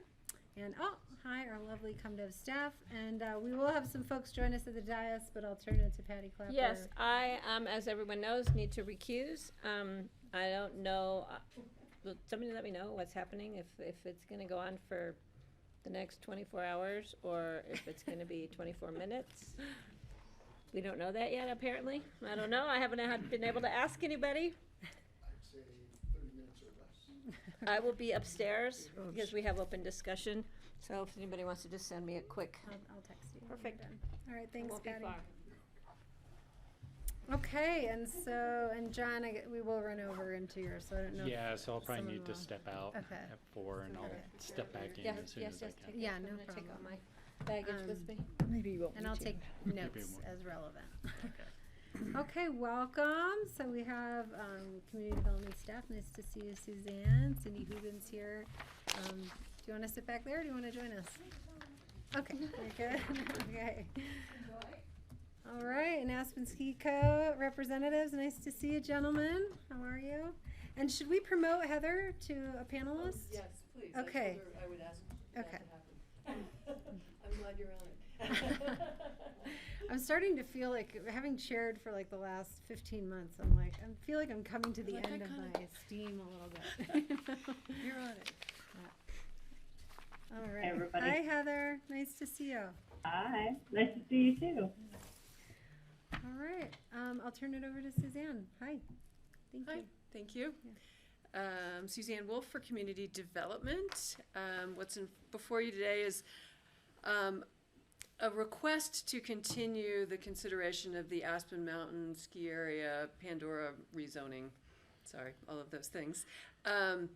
I think you're familiar with this, having been in front of you back in 2019. Technically just the ordinance for the rezoning has been continued multiple times since then. Sort of in the idea of keeping the noticing alive. At this point, we are moving forward on August 25th. We have already done the renoticing for that hearing. What will be in front of you at that time is an ordinance for the rezoning, as well as a resolution regarding the ski area master plan, which is a component of the rezoning. If it's zoned to ski rec, you need the ski area master plan to go along with it. So both of those items will be in front of you on August 25th, and both will be noticed as for public hearing at that time. So it's staff's position that there's really no need to continue at this time, that we will basically renotice and restart your consideration of the application at that time. But the applicant had submitted a letter requesting one more continuance. I'm not sure how many times we've continued it. I haven't gone back through my calendar to figure that out. But it's been continued on sort of 3 to 4 month intervals ever since September of 2019. So I think that's it on my end. I'm a little Okay, unclear. questions of Suzanne. Yeah, Francie, go ahead. I'm a little unclear. The continuation would be until August 25th or from August 25th to a later date? If you were to continue today, I think the request would be to continue it to August 25th, which is when, right now, we intend to restart this conversation about the application. Or otherwise consider it today? I guess that would be for you to discuss again, it has been continued to this point. It's only the rezoning ordinance. I think there was no intent on staff's part for a consideration of the actual rezoning today. So is there an action for us to take if we don't continue it? Does it just die on the calendar? Do we have to take an affirmative action related to the? My understanding would be that there would be no action. Looks like John's there John's on the screen, so maybe he can jump in on that one. Well, so two different things. One, is it appropriate to take an action today on the application substantively?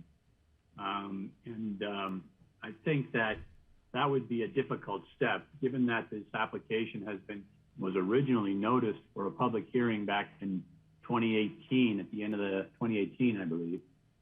At this point, you couldn't find an application in our history that's more stale. So that's what led Suzanne to have the application renoticed for the August date. At that point in time, then at least the public is apprised that this matter is up again for consideration. And the only way they would know it's up for consideration today is if somehow, some reason, somebody would have kept track of all the continuances that have gone on all these years. So there's that. The action to take today that's being requested is a continuation. If the board is not comfortable with that, the board simply doesn't have to do it. The matter then will go off the calendar, and it will no action being taken on it. It will go away. The matter, however, doesn't entirely go away because on August 25th, it's being published to come back in front of the board regardless. So it is a peculiar situation, I guess. Okay. Other questions for staff? Yep, Nancy. So, John, does it not matter what we do then? That's what it sounds like you said. Well, I never really like to say something like that, Francis. And that's it from But he wouldn't Darlene. have to Okay. start all over from scratch if we don't continue it today. It wouldn't start from scratch. They wouldn't have to start all over, right? We'd still come back on August 25th? Well, I guess it depends on what you mean from scratch.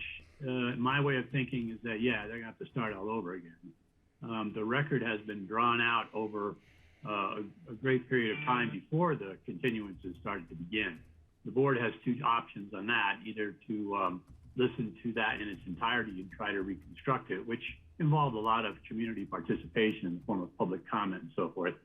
The board can also just decide to incorporate the record from the previous proceedings into the new proceeding. And then with the stroke of the pen, it's done, so to speak.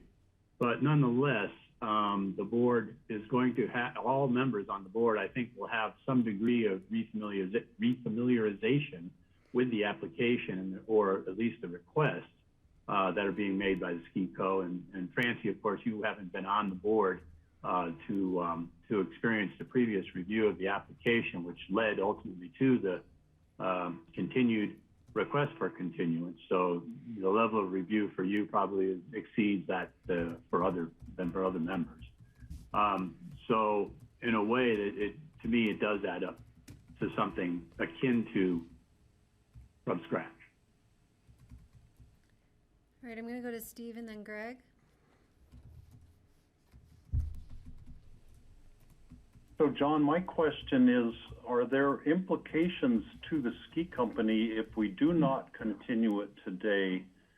To me, that is saying that this is a brand new application that has been noticed for August 25th. What are the implications of that to the ski company if we don't continue it today? What are the implications of having a brand new application that's similar to the previous one with perhaps some slight differences that we're not aware of at this point? Well, certainly there'll be different nuances to the application and a different scope of the presentation to reflect, changed circumstances and so forth that did not exist at the time of the last continuance, at least. So as far as an advantage or disadvantage, at this point, it's hard to judge, to be quite honest with you. I know I was getting frustrated with the continuances quite a while ago simply because of the staleness of the application, but there was also a desire to let the Ski Co. continue to work on the problem, so to speak.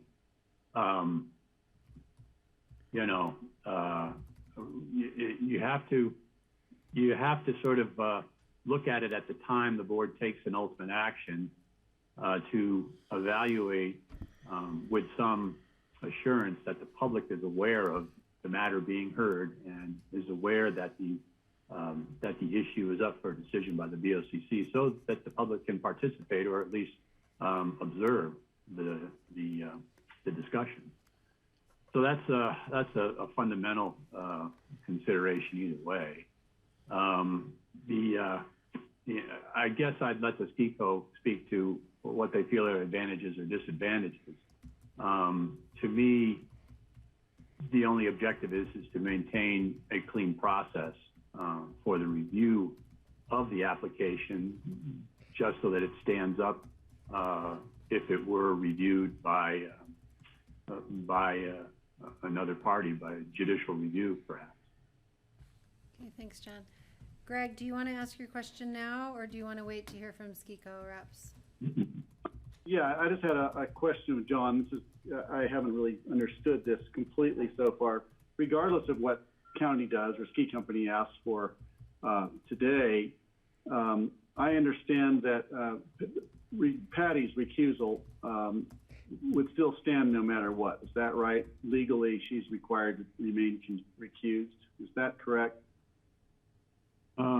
Well, the recusal, which Patty affected herself based on her own analysis and consideration of the situation, would stay until, the situation or conditions that gave rise to it change. Okay, so that's up to her regarding, depending on the situation. Okay, just thought that would be, it's good to know. Thanks. Francie. I just, when SKICO speaks, when you guys speak in a minute, I would like you to explain to us why there have been so many continuations.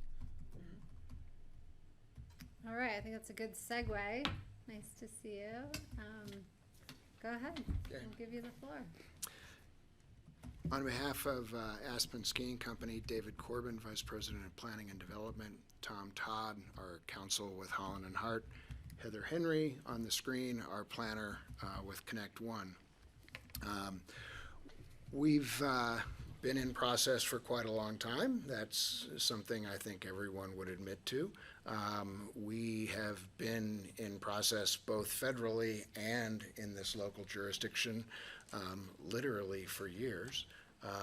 And in respect to the county application, yes, we brought through the application in 2018, 2019 to consider Pandora's as potential new terrain to be added into the Aspen Mountain Master Plan.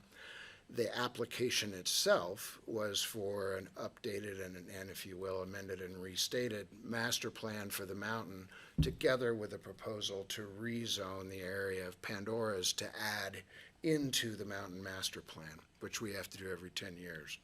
So at the hearings in front of the BOCC in August and September of 2019, we'd been through, I believe, 7, maybe 8 hearings when some issues arose and raised by commissioners, concerned largely with questions regarding the rezoning and whether criteria had been met to rezone and whether or not there was good conformance with the comprehensive plan.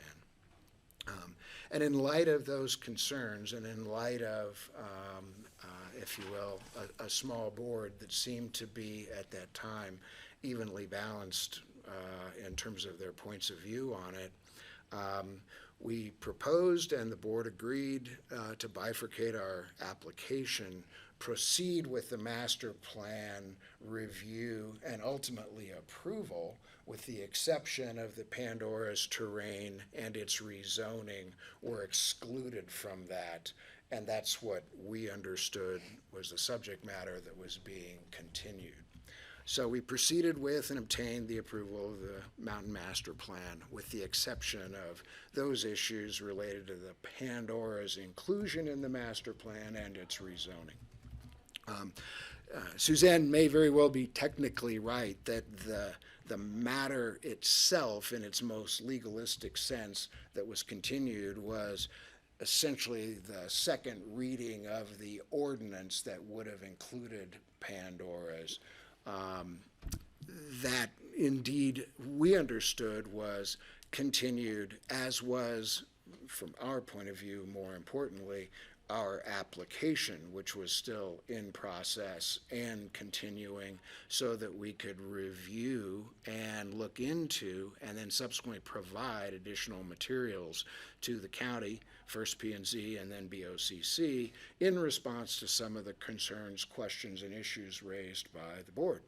So that's what we proceeded to do. We spent quite a bit of time in the very final months of 2019 and 2020 with staff going through what were those issues, how should they be addressed, what sort of information was important to address them, and how should it be presented to the board. So in summer and fall of 2020, we went back and forth with staff, concluded how those materials should be presented to the county and back into process, and that's what we did. So in the fall of 2020, 10 months ago, plus or minus, we went ahead and submitted supplemental materials and took those materials back into P&Z. And I take some issue with John's comment that this has been stale or somehow has not been advancing, because we've spent quite a bit of time in the past few months in process with P&Z, reviewing these materials, having them considered by P&Z, if you will, reaffirmed, and new recommendations were forthcoming from P&Z to this body. So we spent all spring in process with P&Z. So I think we have carried this forward with as completed due diligence as we possibly could, have never stopped. We understand and appreciate the concern as to whether or not the public still understands, comprehends what's still before this body for consideration.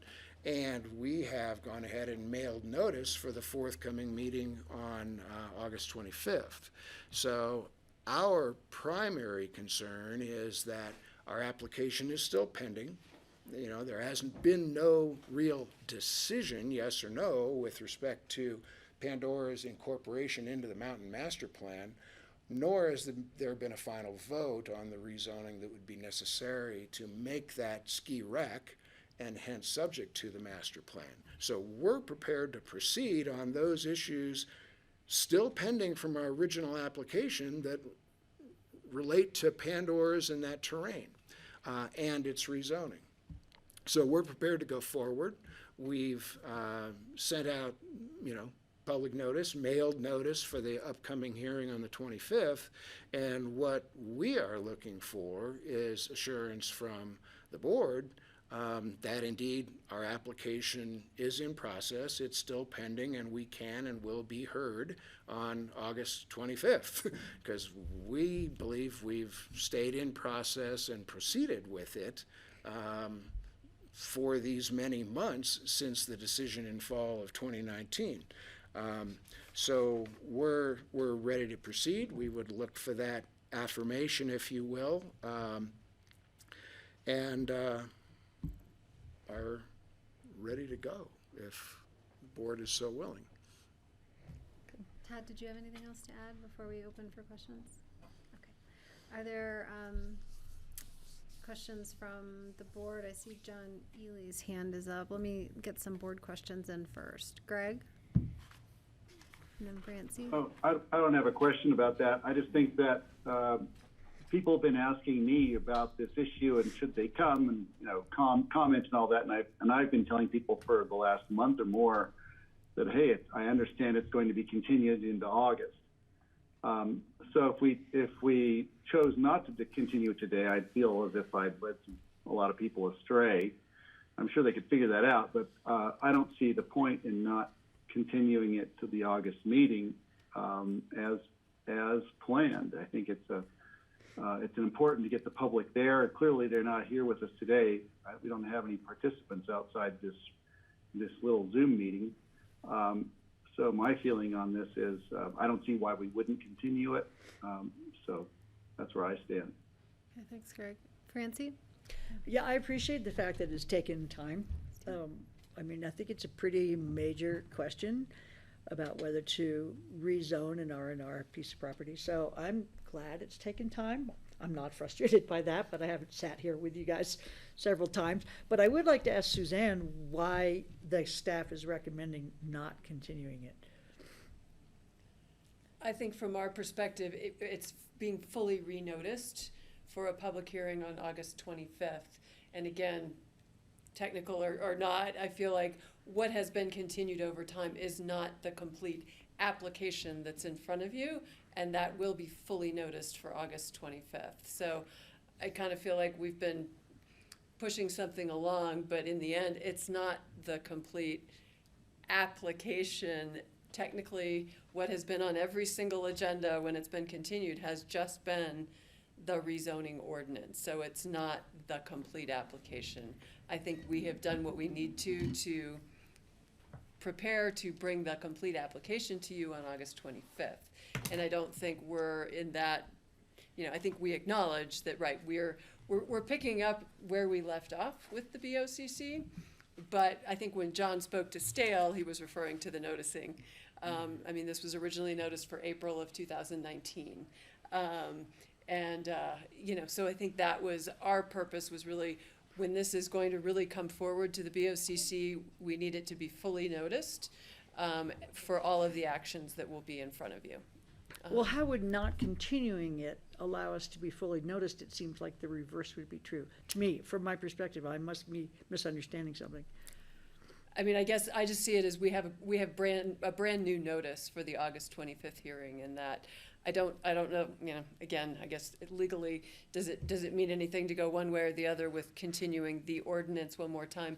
The ordinance, I think the ordinance that will be in front of you, and I guess maybe that's it, and maybe John can step in there. The ordinance that will be in front of you, starting on August 25th, will not necessarily be the same ordinance that was in front of you in the summer of 2019.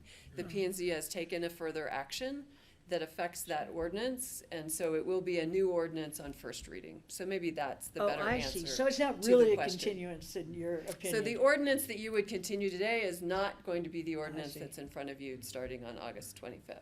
And Maybe David, that's the you're best concerned clarification. that if we don't approve a continuance today, that it may not still be on the books and able to move forward. That was our fear or concern, that if there isn't the formal continuance, that then somehow, almost to a point John alluded to, our application evaporates, and that we don't want. We very much believe our application, or those remaining items in it, remain pending, remain before the board for consideration. We fully understand that we ourselves, really in response to board questions, are have brought forth supplemental information, which P&Z has now heard, which we expect you to hear, which might lead to different findings in the ordinance that might be proposed. So, and this was a subject we had a conversation with staff about the other day. We aren't assuming or proposing that the board would hear that second reading without that additional information and fully understand. We would, in all likelihood, and probably should, see a new first reading of what would be a revised ordinance. You would hear a first reading, and then there would follow a second reading. We understand that and accept that. That's fine with us. We think that follows from the process we've gone through of soliciting, finding, and presenting more information into the process. So we're completely good with that. Okay. John Ely. Thank you. Thanks, Kelly. The only additional point I was going to make is the request for an affirmation is made by the applicant. That's the first I've heard of that. The matter is not set for anything like that, and that's not a process associated in our land use code. And I would advise the board not to take any extraneous steps simply because the status of whatever it is you're dealing with will be fully before the board, well, at least again in August, and that to take an action that was not independently recognized or agended would certainly not be well considered on that. Thanks, John. And Steve, your hand went up then down, so I want to make sure if you've had your questions answered.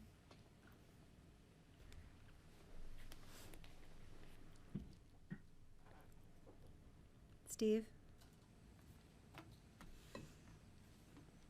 All right, maybe Steve has stepped No, away. I don't have a question at this time. I think it was answered. Okay, great, thank you. I have two questions, one for David and then one for John Ely. So what additional disservice to the ski company or your application would starting this over cause? So if we're all like assuming this is coming back on the 25th, Right, and you know right. there will be a fresh conversation given Francie's new to the board and you have new information and blah blah blah. So I'm just wondering, what am I missing? Like, are there additional costs to you that you incur, or I'm assuming we're not nervous about sitting in a queue because we're operating under the assumption that we'll hear this on the 25th. So. Yeah, our concern is just literally we'd be doing everything over again in the sense of have to write a new application, have to make sure we go ahead and get all the copies put together, put those materials into process, go through the review with staff of what's in that application, further after those initial responses, get essentially a determination of completeness on the application. Then go ahead and, as with any other application of this sort, it's going to go out for referral agency comment again, and it's been already through a federal process and a county process in that regard. Mm-hmm. It's going to take quite a bit of time. Then we would step through a P&Z process again, which would be the third time with P&Z on the related subject matter, and then come back to BOCC. So it's a matter of replicating a process we've been in for quite some time, costing additional money, but that's probably of less consequence than just the additional time that could then extend this review 6 to 12 months. I don't know how long that would be before we'd see a completion. If the prior review is any indication, we went, as I said, we went through 7 or 8 meetings with BOCC before on this. Mm-hmm. So it all seems terribly redundant and long. Mm-hmm. Okay.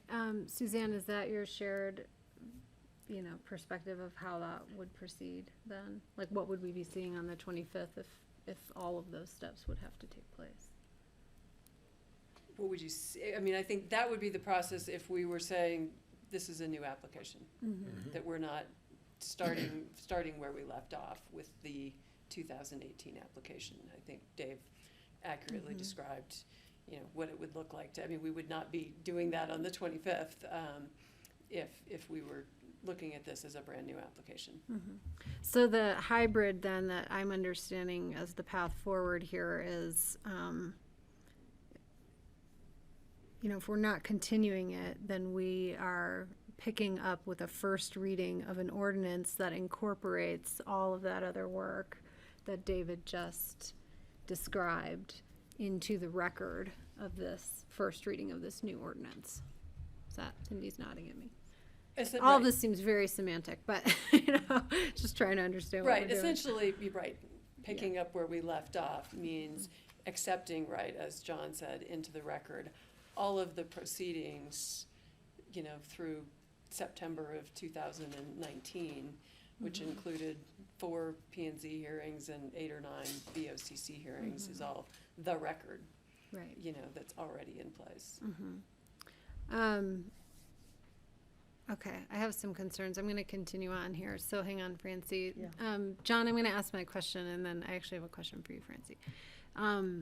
So John, what happens then, if we continue this, it's a little awkward. I'm trying to sort of wrestle with, it's a little awkward to continue a vote from a prior board, that,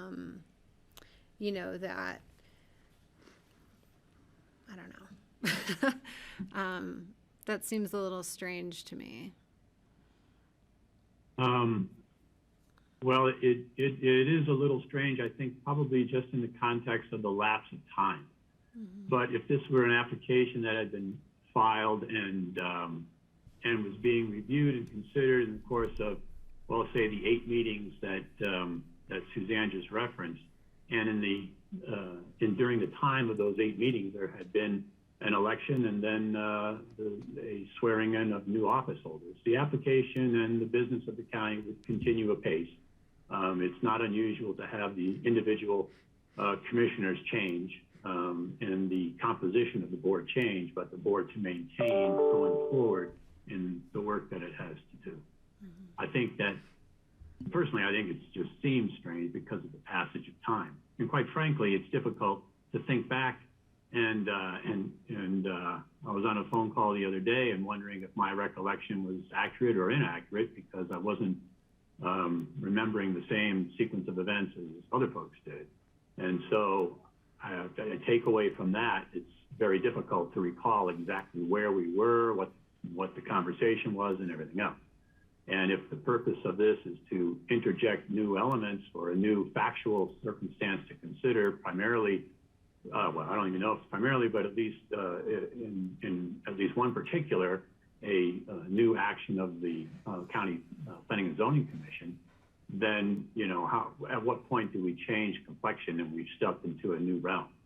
So one of the difficult aspects is to continue what? Suzanne referenced the fact that the only thing that had been continued was the board's review of the zoning ordinance, and then nothing else had proceeded along with that. Out of caution and out of consideration to the public, the Community Development Department determined that a new noticing should take place just to invigorate the public participation in the application. And for the members of the commission who were present for the initial review of the application, it was, well, it proceeded over the time that it did before the continuances began because there were a lot of issues and there was a lot of public input and there was a lot of, you know, introspection into what was going on and examination by the participants in the public hearing process. And as a consequence of that, you always want to have the cleanest proceedings and not something that would be easily inviting a challenge. If the only advantage to the ski company is not having to file an application and go through a few, you know, routine steps that accompany a new application, I don't think it would be as cumbersome as it was just recited to you, but even if it was, all it takes is one individual to make a challenge to the outcome of the application, and 12 months will seem like a picnic, quite frankly. Okay. But it's you know, it's so based on your comment, though, it's an unusual situation in the place. Based on your comment, though, now I'm a little unclear as to what the recommendation is. You know, it seems like we have 3 paths, you know, being continue, you know, the second reading of the ordinance to the 25th, or require SKICO to go back and start from the very beginning in their application process, or to, you know, start with the first reading of a new ordinance and incorporate their packet into, you know, into that first reading. So well, I'm unclear if the attorneys in ComDev have figured out what that recommendation is, but it'd be helpful for me to know what's that. I agree with Suzanne's recommendation that the continuation is somewhat out of place. But quite frankly, I can appreciate the applicant trying to move forward, you know, finally, and if they're prepared to do so, allowing them the chance to do it. If, you know, and I can guarantee the board this, if something does appear out of place, or if the board is poised to take an action that I don't think is defensible, I will certainly let the board know. And whatever remediation we need to take, such that whatever action the board does take is considered and reflective of the board's, you know, analysis of the issues in the application and can be defended. So At this point, I think if the board feels more comfortable in continuing the matter until August 25, then do so. Thank you. And I guess, Francie, my concern for you then is, you know, I think I'm leaning towards noticing for the first reading and then incorporating the prior application into the record. But, you know, I want to make sure you have the benefit of the full review. And I don't, you know, I don't know what SKICO's plan is or staff's plan for presenting that in a fashion that we're sort of starting from the beginning without having to go through all those administrative steps, so the conversation is fresh in everybody's minds. But, you know, that's what I'm leaning towards, but your input for me is important on Well, that. I'm wondering if we can continue it and go to the second reading with an amendment to include the new material. So that we don't, I don't see any reason for having to start over again. That seems to be really ridiculous for everybody involved. And especially since it seems to be David's impression that it's because of action taken by the board that they've done the continuations. Previously, I thought it was because the SKICO had asked for continuations because they weren't ready. So, but that's not what I heard David say, and I have no reason not to believe what David said. So it seems to me that if the SKICO has been operating with due diligence and trying to move things forward and trying to complete the requests of the board, that we would then honor that and continue on to second reading, noticing that it is now a bigger thing because it'll have the master plan and the rezoning. Is that correct, David? The application has always had a master plan component and the rezoning. It's actually a smaller scope of study this time through because so many elements of the mountain master plan have already been reviewed and approved. You know, from snowmaking systems to other lifts to, you know, other minor improvements or parts of the plan for the mountain. So this is, in effect, a smaller continued subject matter from the original. And we fully understand you've never had the benefit of seeing those materials, and it's a voluminous file, 1,200 pages or more. We get it. So our intention on August 25 was essentially to reintroduce, represent what Pandora's is, you know, as terrain, as lift, et cetera, how it fits into the mountain master plan, put that into context, and then again, submit and present the supplemental information that we pulled together and presented to P&Z, which deals with a variety of things, changes and degree of activity and use over the past 20 years and a host of other kind of matters related to that. So we're prepared on the 25th to essentially represent, know that is something that will take some digestion and consideration by the board, and that probably how the board responds and reacts to that information may lead to new findings and a new draft of a first reading of an ordinance to be voted on with a subsequent second reading. Okay. So again, we're fine with that process, but again, to start over again is costly, time-consuming, and as a practical matter, really ends up costing us a year of ever starting this project, you know, because if we follow an approval into winter or even next spring, we wouldn't be beginning any work on the project itself then for more than a year. I mean, that would be... Assuming it passed. Yeah, no, assuming it passes, of course, yeah. Interject sort of two things real, then, sorry, Francis. So I guess just to sum up to you, Kelly, what you were asking, I'm not sure what the correct legalese is about the continuation. I still am a little unclear about the recommendation to not continue it.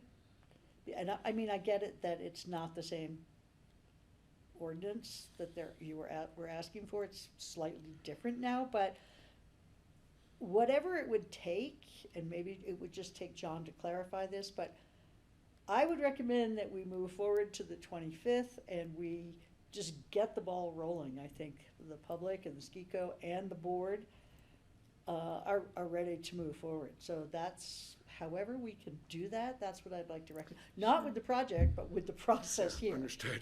Well, I wanna just jump in though. I mean, based on the process that David explained though, at some point the second ordinance dies and we go to a first reading. Mm-hmm. You know, so why don't we just do that for the 25th? Is kind of my. Just call it the first reading. Yeah, you know, and then we're dealing with the new information. It's clear about what we're talking about. It's clear where we're at, you know, and also, you know, the board gave the continuations at the request of the applicant. You know, the vote was headed to a deadlock, which would have killed their application. And they said, can we continue, would you consider a continuation so that we can continue to work on this? And that's what we've agreed to since 2019. So anyway. But so the application would still exist if we did that? So what I understand is we just incorporate the whole formal record and their former application into this new first reading so that they don't have to go through all those steps. And you're nodding, yes, the application would still exist. Correct. All right, I see Heather's hand and then Steve. Yeah, I just wanted to be clear that our noticing that we're discussing has already gone out. And so that noticing references an ordinance, as in the rezoning, and a resolution. It does not reference specifically the ordinance previously indicated with date. It does reference our case number and references an application. So that was where David's sort of explanation of our noticing effectively as a re-noticing on our application. And I think we are in this place where we're talking about semantics. So I just want to be assured, and perhaps this is a question for John, that in the reference to the August 25th meeting and the noticing that has already gone out, should the board proceed on either path, we have sufficient noticing for August 25th. I haven't seen the noticing that went out. I can't tell you if it's sufficient or not. Steve. So Kelly, something you said triggered a thought in my head. My recollection is that we did not pass the rezoning on first reading, so it could not go forward to second reading, actually. We had a 2-2 vote. At that point, and I think that was on the first reading of the whole package. At that point, then we split the two parts of the application, and we proceeded with the ski company master plan for the existing ski area, the snowmaking, the new, in all the building improvements, various things. But the rezoning thing did not make it to second reading. It didn't pass the first reading. Therefore, we have to have it be at the first reading at this point. That's my recollection. And it always, in the back of my mind, it always bothered me when we were continuing it to, and it always said to the second reading. I'll let Suzanne, I think the memo correctly lays out the dates, but. Right, Steve, there actually was a first reading approval on June 26th, and then it went to a second reading. So it was second reading when there was the split vote, and then it was continued and bifurcated from the rest of the application. And I was in the hospital with Aloysius, 1 day old. Watching, I think, on screen. But my recollection is you were back like 2 days after he was born, right? Yeah. But not for that meeting. Okay. The 2-2 that is being referred to, I don't recall any vote, but I recall a request coming in for a continuation before the vote was actually held. Right. That's correct. But like I said before, all of our recollections can be slightly different because of the passage of time. I'd be surprised if they weren't, and we're just going to have to drill down on exactly what is what. So. Okay. So I've set forth where I think we should go, and I want to check in with the other board members. Would you say it again? Yeah, I think we should not continue this today and proceed with the first reading of the ordinance on the 25th and the resolution for the master plan with their current application. As Heather noticed, their application number was noticed, and then incorporate that into the record.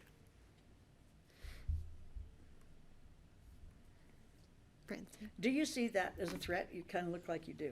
No, that works for us, and Okay. that was our hope as to the direction, the process would go. So you don't care whether it's continued or whether it's called something else, as long as we go forward on the 25th with your presentation and the first reading and all of that? Yeah, I'm less concerned about the technical description of continuing a second reading that I am, again, and I take the word affirmation out, but just the assurance that, yes, we are proceeding on the application itself, and that will be heard, and we will represent and continue. That's our hope for.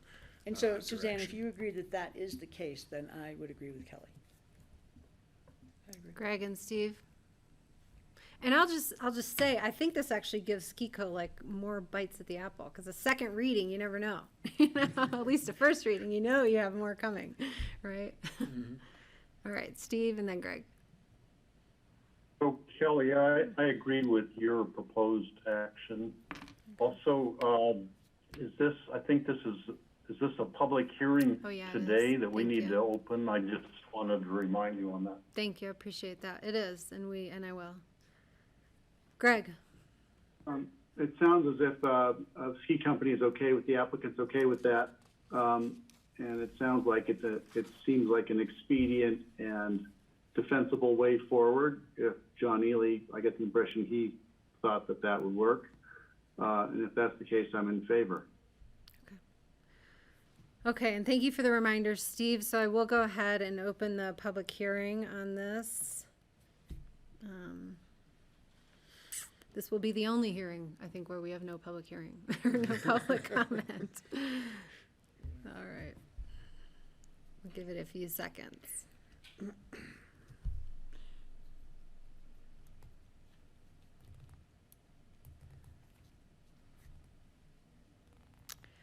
Okay, I'm going to go ahead and close the public hearing on this item.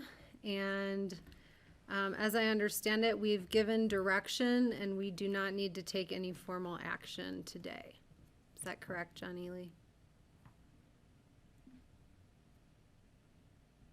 Yes, based on what you've outlined, Kelly.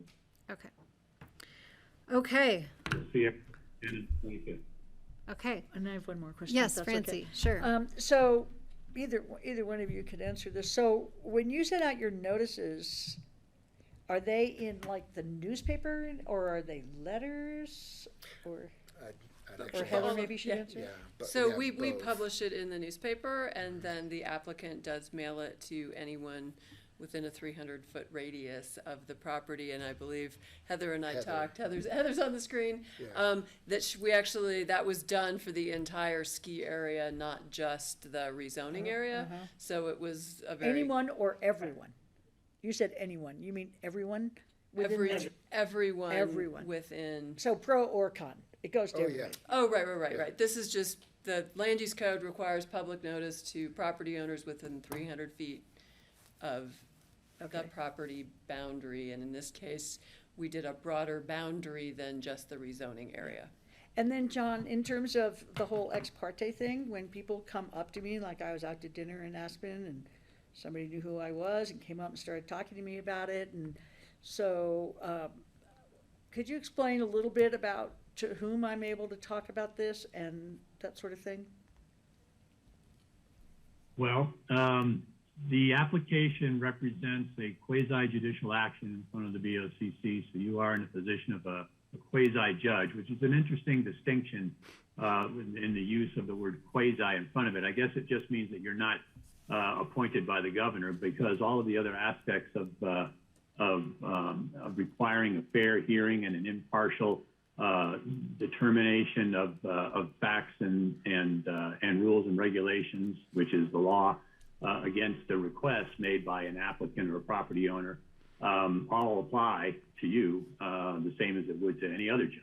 So if the easiest way to think about it is if you had a case in court and you saw a judge out at dinner, would you go up to that judge and start mouthing off to that judge about what you thought about your case or your opponent? And the answer, of course, would be no.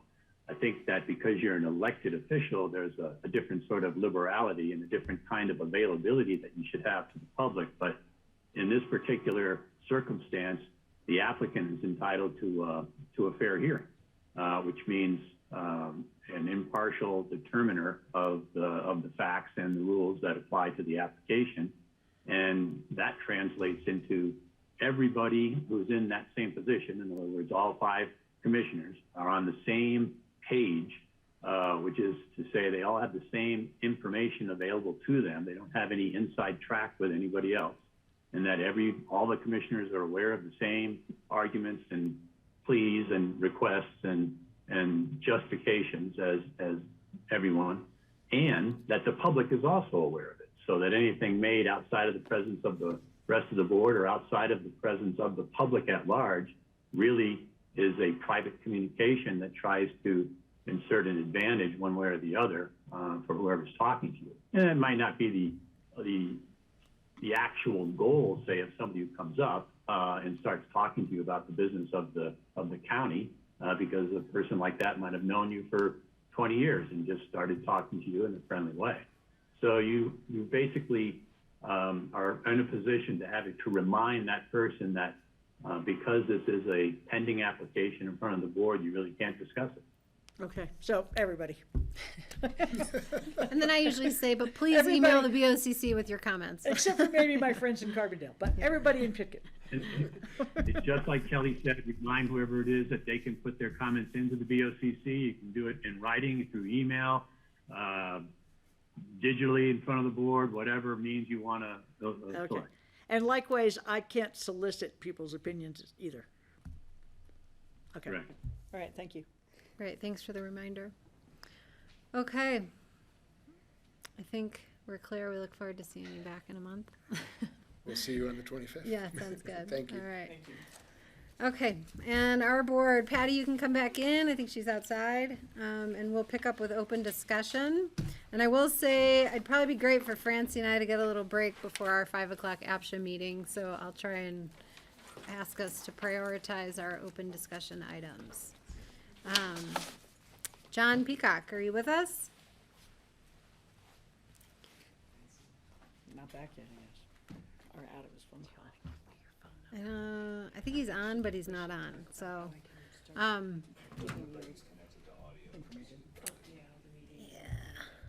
me just shoot him a text.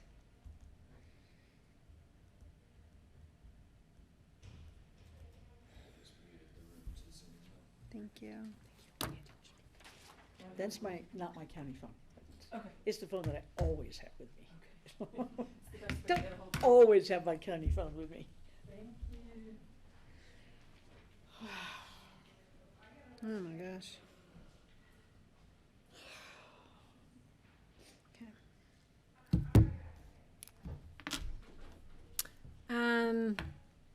I'm not sure if John's going to be able to join us. He did have a call, so I said to him I would take notes on our open discussion and relay them to him. Hi, Patty's joining us. All right, urgent matters for open discussion. So mine required John, so we'll do it another time. Okay. Other folks? I have a question about Sure. something that came in today. Alyssa sent Michael Bennett's Western Climate Resilience Framework. Isn't it forest resiliency? It just says Western Climate Resilience Framework. It came in while we were in meeting this morning, I believe, and Alyssa's asking if Pickens County would consider signing it. Have you seen it? I just printed it out upstairs, but I haven't picked it up yet. Okay. I think we should look at it and consider signing it. Yeah. Okay. All right, so we're all going to take a look at that. It's likely we will sign it. Gosh, what was I going to look up here? Western, no, that's something else. Are the other guys still on here? They are. I'll forward this to Charlotte, I guess, but I received, I think, a note as chair about this committee. I don't know, Steve, if you have any knowledge of it, or Greg on RAFTA, called the Covenant Enforcement Commission.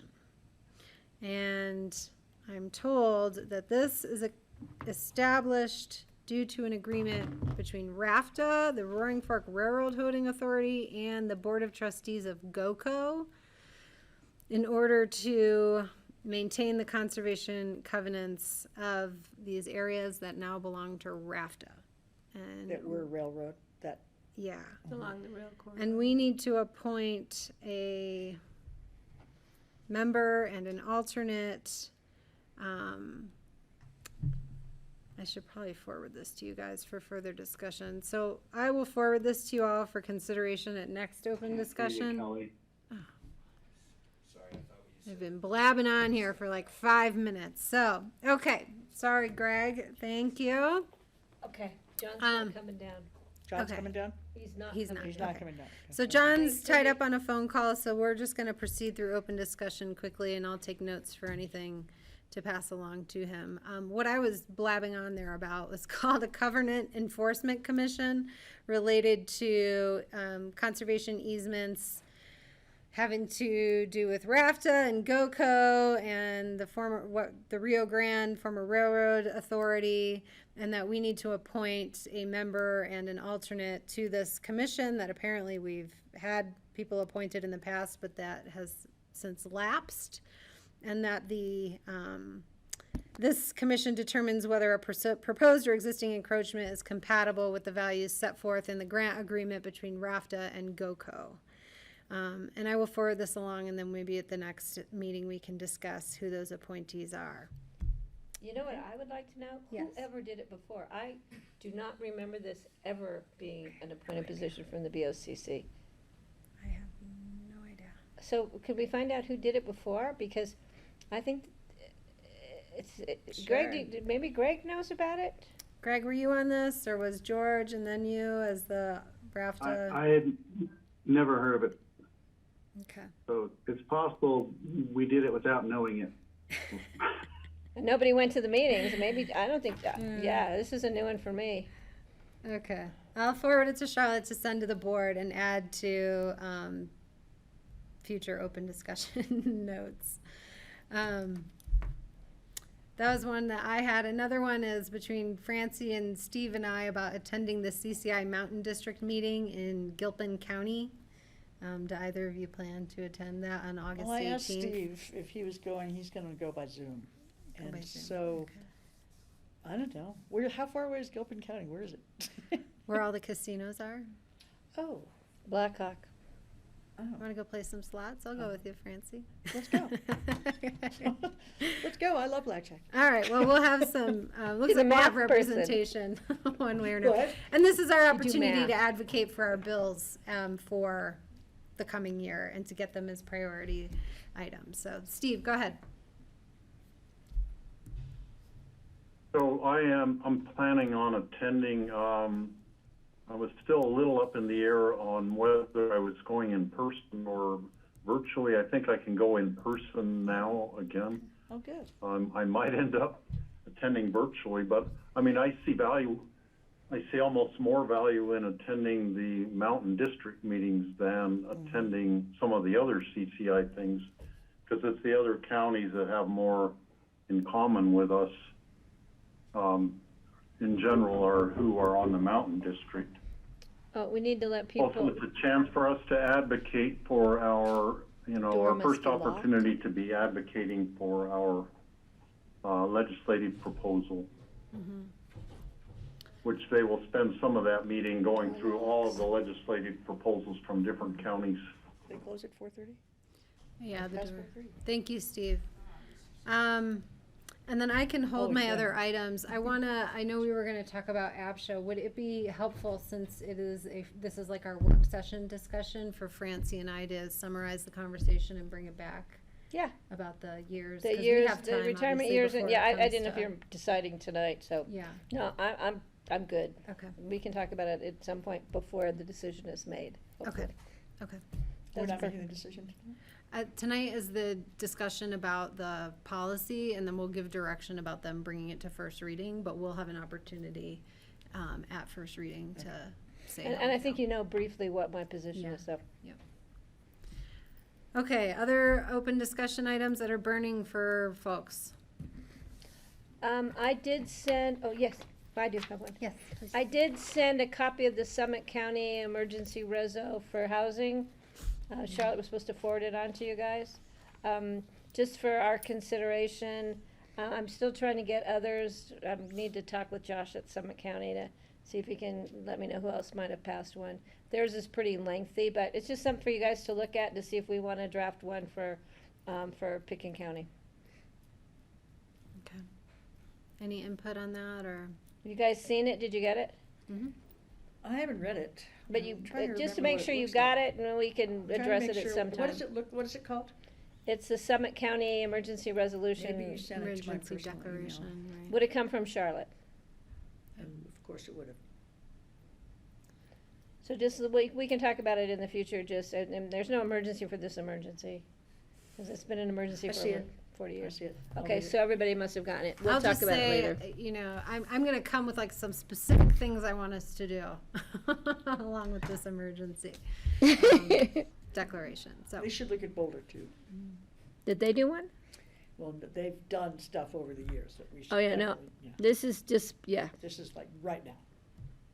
This is just to bring attention to the issue with some pointed facts that are pertinent only to Summit County, but we're kind of ahead of their curve.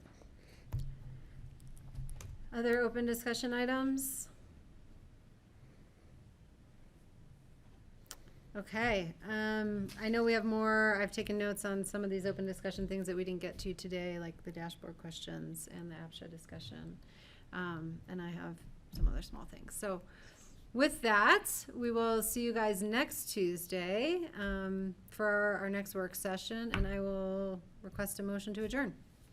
So moved. Thanks, Patty. So seconded. Thank you, Francie. All All in right. favor, please say aye. Aye. Aye? Hi. Aye? Aye.